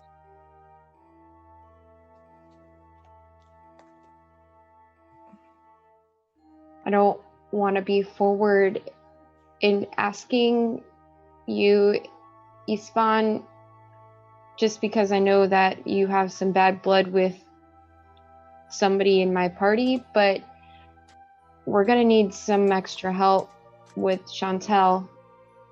Maybe, maybe not. I don't know what you're doing, Mantra, but we could use an extra hand if this is what it has to come down to. I don't know if you're allowed to compete or fight or do any of that, but you're more than welcome if you want to join. I mean, we haven't been told not to, but I don't want to intrude or overstay my welcome. Do whatever the fuck you want. I think we're going to unfortunately need all the help we can get. Yeah. I don't want to see any of you come to harm, and I would be happy to assist. Which is why I had no problem answering the Raven Queen's questions about what would be good tools for you. Sandor, you've never been quite as good with a bow and arrow, and you needed something that would give you some distance and some reach just in case. So this sword will allow you to use all of your wonderful skills and have that. Thanks. I asked an up-and-coming smith to help with the design. Ransom, that Sylvanus that you've helped raise is a good boy. He is better than just about anyone else. It's one of those moments that fate seems to be at play. I ran into him on accident. I had a feeling that it was something to do with you when he mentioned an ambidextrous swordsman. There aren't many of us. No, there aren't.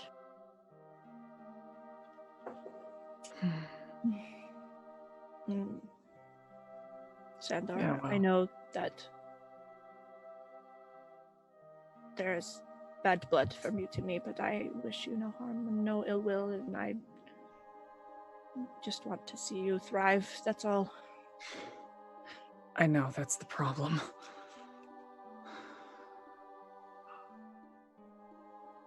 Just, if you're gonna help us fight, stay the fuck out of my way, okay? I can't make any promises what I do. I will keep that in mind. And, Ransom, Mantra seems ready and willing to help. Mm-hmm. But it seems like something is holding her back.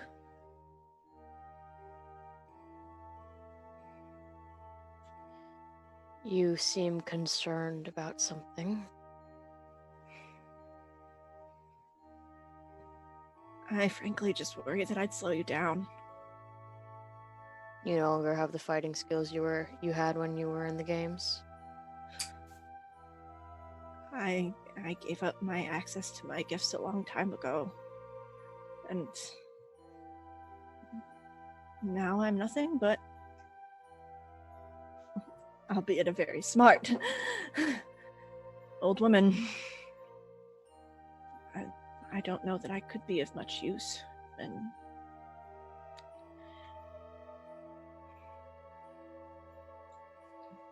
but I would help if you would have me. I just don't know if I would slow you all down. If you think you're gonna be a liability, you should stay behind. I don't think Straightforward. Ipsen I wants you appreciate to get hurt. Well, obviously not. Mantra's always done what she's wanted to do. despite how anybody else may feel about it. If you want to join the fight, join the fight. If you fall behind, try to keep up. But if this isn't something you feel able to do, then don't. There's no point in us all dying. Much as my pride makes me want to join you all, I would rather you not be distracted looking after me. I think Sandor has the right of it that I would be more of a liability than an assistance, and therefore I should stay out of the way. But I will remain here if I'm allowed to take care of you all after the fact, to see you all home. Appreciate That's helpful in its own way. As you said, you're a smart old woman, though. Say we can't kill her, say one of us has to absorb the power that was dragged off of Tristan's corpse. Do you know what that would do to us?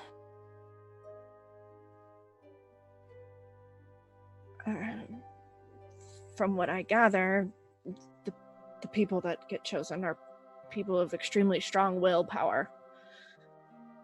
So I would say if it had to be one of you, it would be whoever's, frankly, the most stubborn. Although amongst the four of you, it's hard to say who that might be. Fair.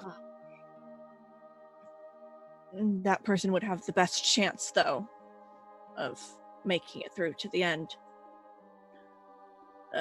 And if you were fast about it, absorb the power, and then I believe all you have to do is Kill her. come in contact with the siphon, and it will take itself away from you.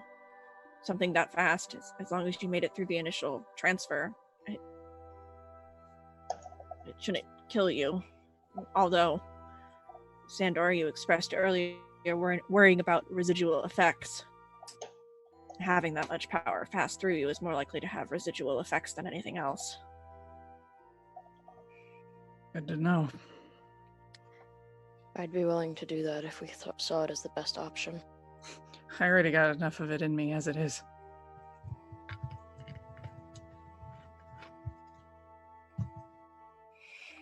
When I killed him. Something stayed behind? Yeah. You feel different? A little bit. Twitchy, I guess. Ransom's gonna just kind of gently squeeze his shoulder.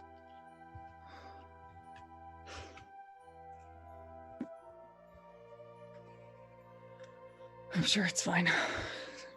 She said they were gifts. I don't know what the fuck I'm supposed to do with them, though. Gifts can be a heavy burden at times. Yeah. What do you think, though, Lance Delight? Should we try and take this power and get rid of it before Chantel arrives, or should we try to kill her and hope we can head her off at the pass?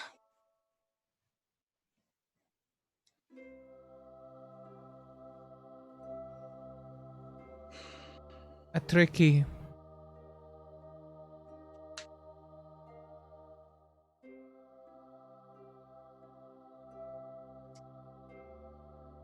Think you'd be best trying to get there as fast as you can. I agree. The more power we try and take, the more temptation there is. We can figure it out when we get there. It's gonna depend on if we beat her or if we don't. Let's just go and stab her. I like So that how idea. We saw how easy that was with Tristan. It wasn't. Sandor stabbed her eventually. Him, eventually. Yes, Well- after some struggle. I was I'll be there. gonna ask Mantra. Mantra, you are also the same chosen champion. What kind of powers can we expect? Is it always the same between people, or is it different versions at least?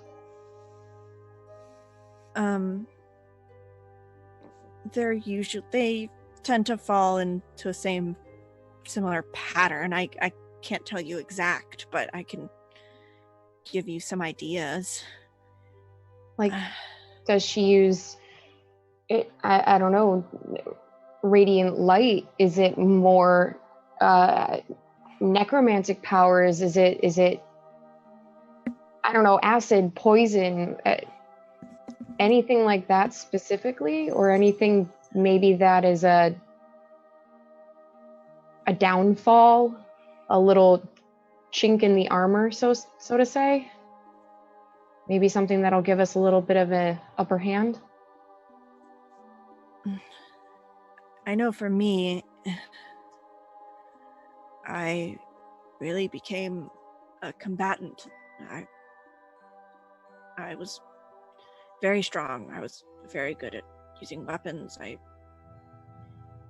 I won during a competition that was essentially on a battlefield between two warring armies that we created ourselves.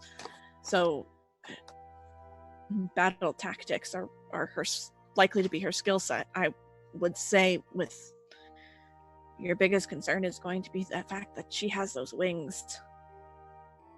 I rarely used them because they were easy to damage.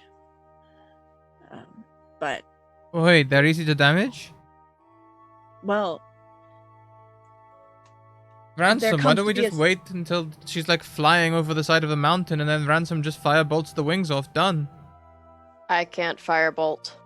Well, I was also going to ask, this might be an out-of-game question for clarification, but does she have Tristan's powers, or are those in limbo?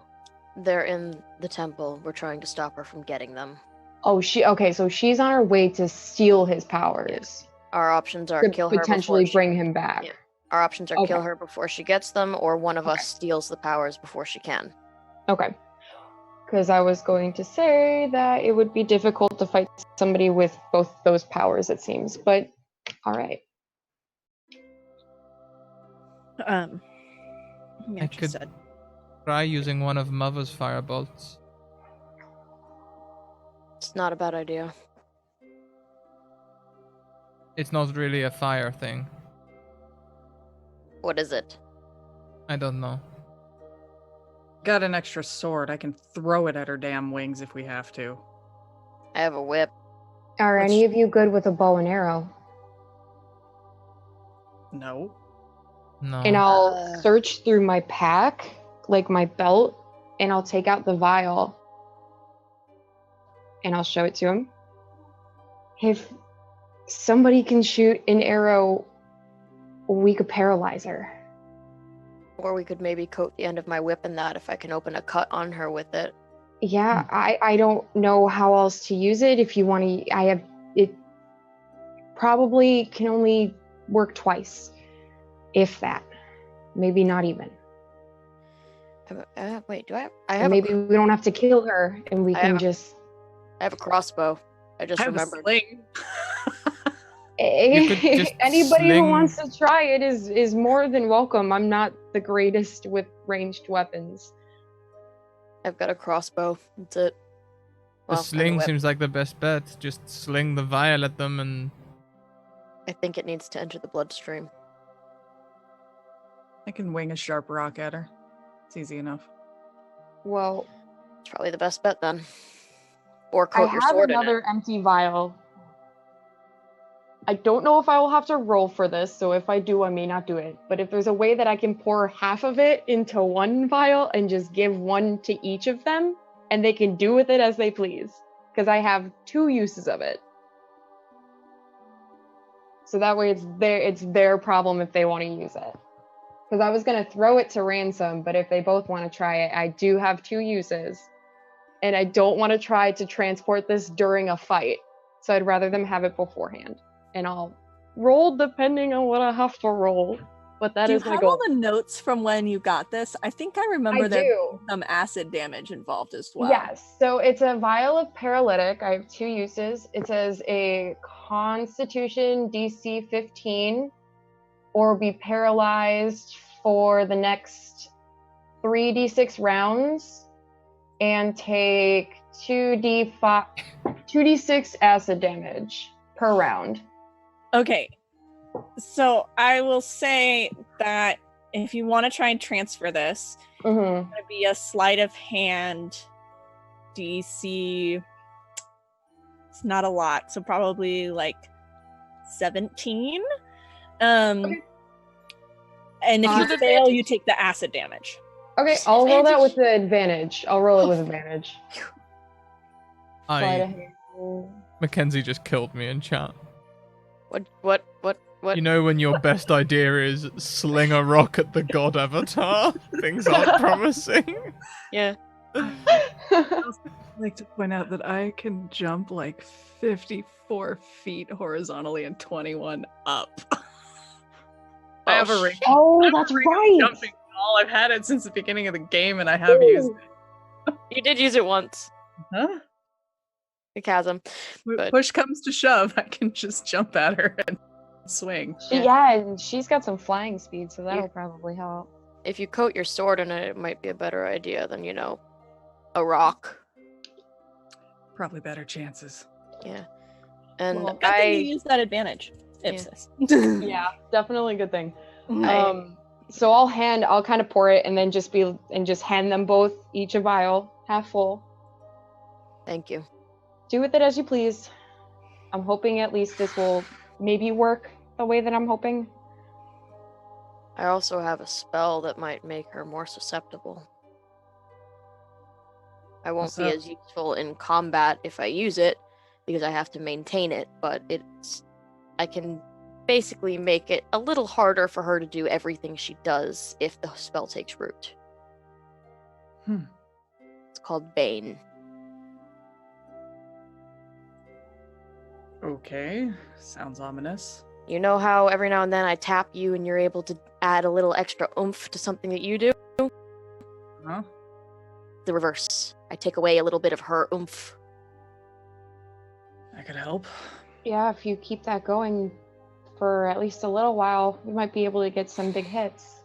I can do At my least best. Get her down to maybe a point where we can talk. I can do my best. I don't think there's going to be any talking this one down, though.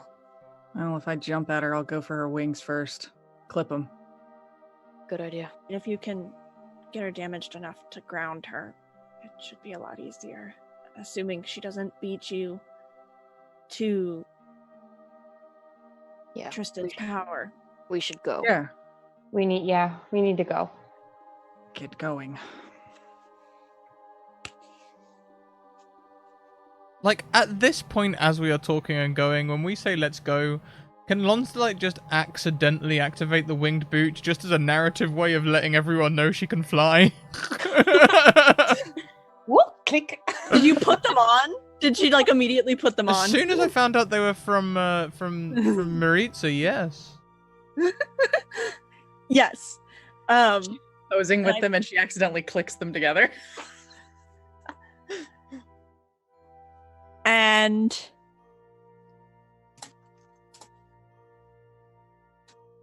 I believe so. You have your flying speed is equal to your walking speed, which is 30, I think. Probably 30 feet. Probably 30 feet. So you kind of basically, Lonsterlight, as you get up from this table wearing these boots, you don't quite know how they work yet, and you feel a little wobbly, and you actually like shoot up in a matter of seconds and like kind of conk your head against the ceiling of this room. Not enough to damage you, but enough to like sting, and you just kind of are fluttering there above this table. That helps. I think our problem just got figured out. You want my vial of paralytic? I'm just gonna pass my sword down. Can you just smother my sword in it while I figure out how these work? Yeah, but maybe we should wait to do that until we're there. Yeah, but we need to go. Okay. Come on, Lons. You and I can take it. Roll a... Oh... just roll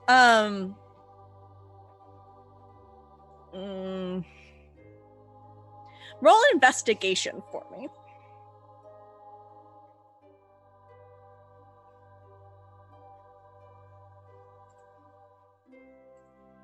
Pretty good for Lancelot. Yeah. So Lancelot, as you guys are heading out this room, you start to figure out how these boots work. And can kind of get yourself around the room, and actually you slowly start to lower down to the ground. And Istvan is coming with us. He is going to follow along, but he follows along a bit behind.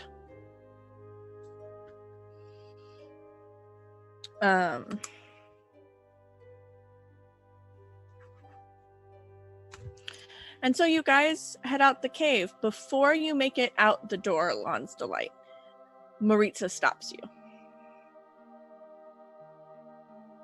She says, I'm not as skilled of an adventurer as any of the rest of you. And I haven't been really useful so far. You've been wonderful. I know you think that. But I think I'm gonna stay here with Mantra and help her prepare for your return. If that's okay. I think that's where I'm the most useful.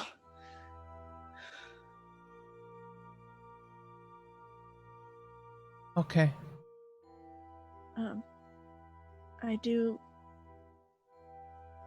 I need you to come back to me, okay?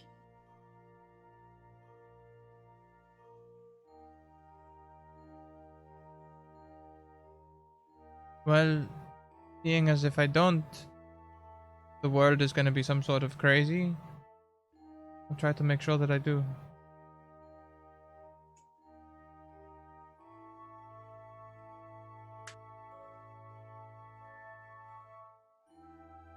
Okay.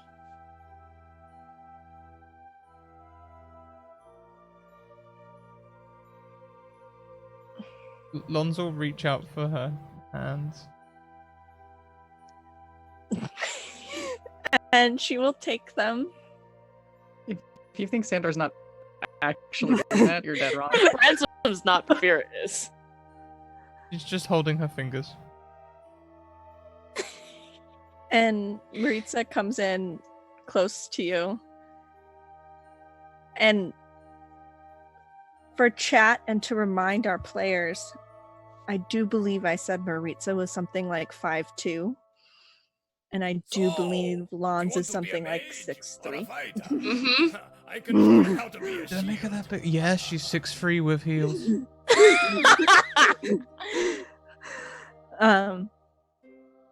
Just pull her down by the horns. It's fine. It's what they're there for. And so Maritza kind of gets on her tiptoes and puts a finger under Lons's chin and moves it down towards her and gives Lons a kiss on the cheek. Just says, I mean it. You come back to me.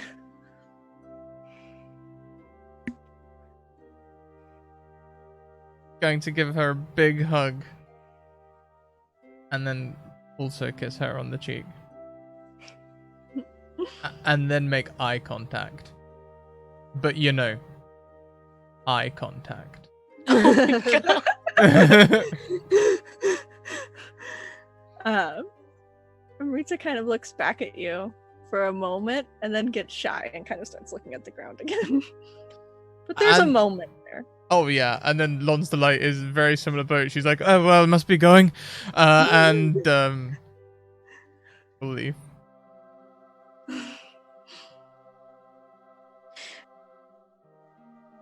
Ransom's gonna tug on Sandor a little bit as they're leaving. What? Can we just talk for a second, please? What is it? I understand that you have a lot going on right now. First of all, I just want you to know that I am sorry for the pain that you went through with that. Don't lie and say it was nothing. We both know I know better. Second, you're very reckless. It scares me so a little bit, and I'm just gonna ask you to be careful. Please, just this time.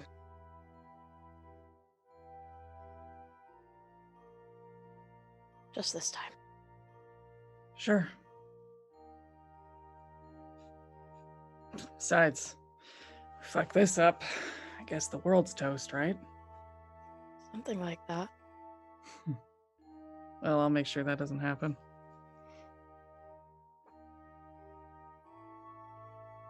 Don't worry so much. It's what I You do. worry too much. It's what I do. I worry, I plan, and I obsess. But it's... Yeah, well, we've run clean out of time for that. I know. Just trust us. We got this. I trust you. Well... I do. I trust you. All of you, but... I trust you, Sandor. And I have for a while. Shit. I feel like I should do something to earn it. You came back after you were taken. That's a lot. And you also... Let's be real. That fight with Tristan, you saved a lot of us. And I know it was hard on you. After. Well... Killing gets easier the more you do it, but that doesn't necessarily mean I like it. Ransom's gonna take his hand and squeeze it just a little bit.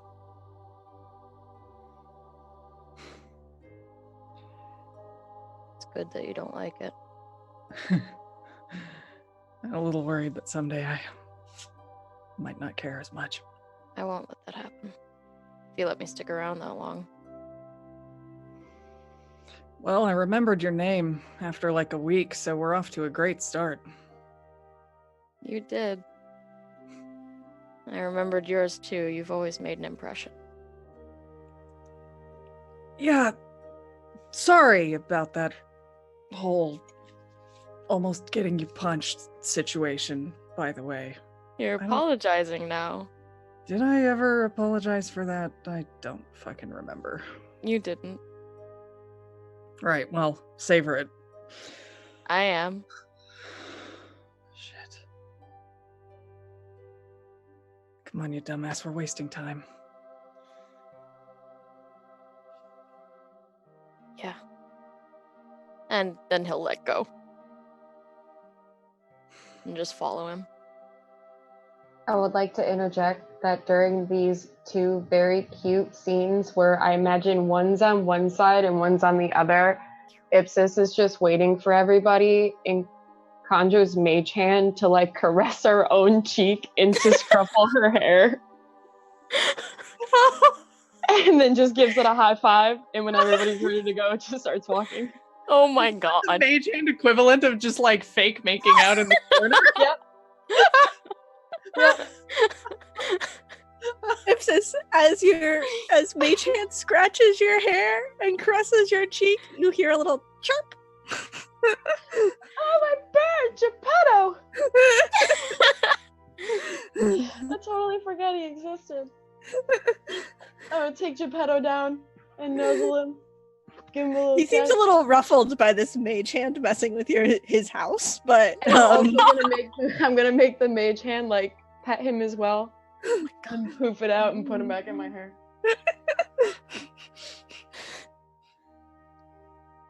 And you all are able to head out of the cave into the snow. A scene that looks very familiar to you as we began here a long time ago. And as you start down this path,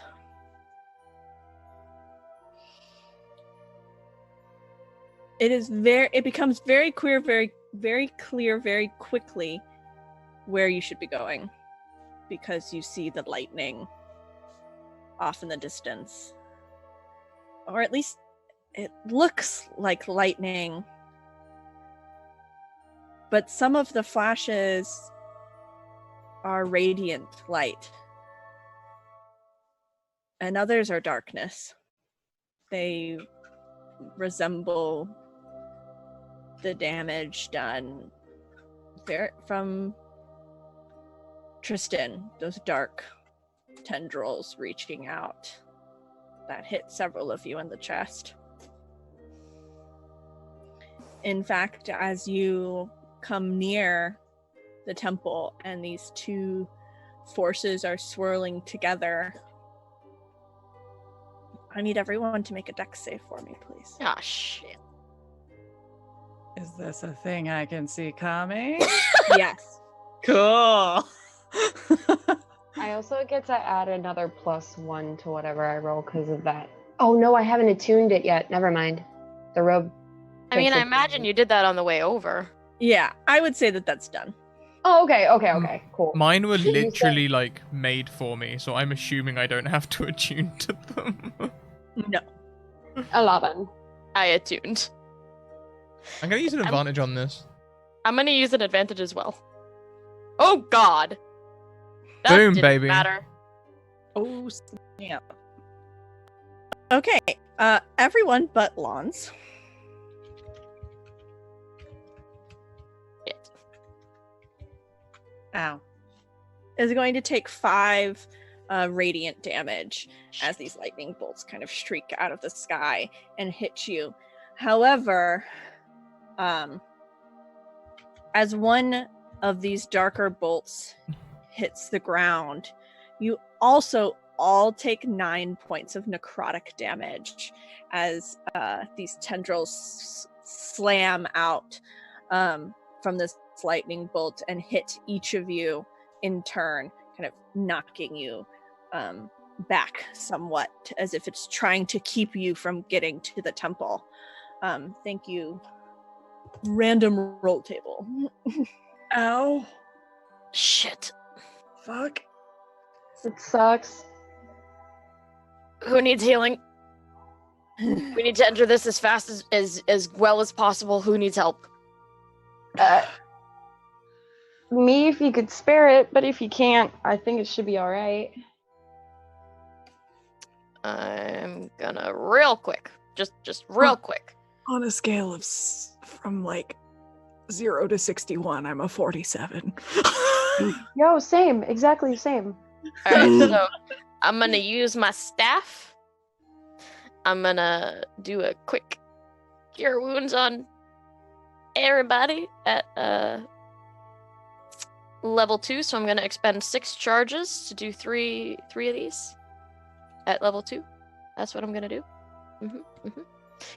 Can someone put a note that I just did that somewhere? Lon's Delight might ask you to save your spell slots, because she might still have more health than Ipsis and Sandals max up. No, she's yeah. So, for Jess, you look so upset by this. Good. alright, so Okay, so we back. somebody Ipsis gets 15. Cool. Ransom himself gets 9. And Sandor gets 17. Cool. Nice. Ransom, as you cast this, you feel the ground quake a little shit. bit underneath you, and you see coming straight from this temple this bolt of necrotic force. Oh shit. But when it hits you, it doesn't do any damage. But it leaves you feeling weak to necrotic damage. Uh-oh. And you believe that you are now vulnerable to necrotic damage. You just see him go a little bit pale. Oh, that's not good. It is unclear to you how long this vulnerability will last. Oh, this isn't good. And as we pan forward, we see our noble heroes kind of already bandaging some wounds and expending some healing staff charges. We can look forward and you see the temple standing before you in its stonework. You see along the front sides, since it's actually the first time you're actually seeing the temple, statues of both Mistra and Shar, who Ipsis will very clearly recognize at this point. It's a surprising likeness. Fairly flattering likeness, but a surprising one nonetheless. And an archway into a great large courtyard. And in the center of this courtyard sit two altars, one that is a circle and one that is a 7-pointed star, each of which hold a large stone in the middle. You see one, the stone seems like a rock. The other, however, is pulsing with energy that in fact seems to slowly be moving into the hand that's touching it. Shit. And that is where we will end tonight's episode. Well, so Oh your advantages. boy. we got some things to interrupt next time, guys. We got some things to interrupt. Wow. Whoops. This is it. The Raven Queen. Oh, you guys have some time. Just don't spend all day. Us. Casually Well, say, we've okay. got time for smooches, right? Crashfires need smooches before fights. Look, we're fighting a near god. We need some emotional. Spend 20 minutes figuring out how we're gonna attack this lady with wings. Realize somebody has winged boots after a very protracted discussion. I would also like to note, Jess, the sword that you have floats. I know. It's so cool. I I don't was know if reading it. Sandor necessarily knows that. I think he's gonna figure it out though. I Well, realized I made an NPC that could fly, and that none of you really were ranged weapons users, so I had to. I've had a sling this whole time. I just don't use it. I have a crossbow. I've had a crossbow. and- yeah. No, I have a short bow. Yes. Just a short bow. I mean, I have one level 1 spell slot with which I can cast Hellish Rebuke, but I can Eldritch Blast all day. It's weak as hell because I'm only a level 1 warlock, but I can Eldritch Blast all day. I have 2 spell slots. You have more spell slots than me, congrats. And I guess sorcery points. I mean, I can Probably. still do the Tiefling Hellish Rebuke thing at level 2. That is true. A fiery Z snap is always a good win. Yeah. Well, everyone, next week is the finale, the big throwdown and showdown, and then maybe getting the lowdown. It's... Yeah, I have a feeling there will be action, and who knows, maybe still smooches. Maybe battlefield smooches. Maybe that can be a goal, battlefield smooches. Yeah, until next time we have credits, so we'll be back at the same time next week for more Tilt. And we'll be back tomorrow at 2 p.m. for I do this every week. Oh, that's because I don't have a show at 2 p.m. tomorrow. I'll be playing some Oblivion. So you can catch us then, or if you want to stick around for the TTRPGs, you can join us for Twilight Sands at 7, which is Alice's horror game. Thanks for tuning in, everyone. Until next time, keep on evoking emotions. Thank you for all of your support today. We smashed both goals, you wonderful people. And we'll see you very soon. Bye. I totally forgot the links. I'll put them in chat now.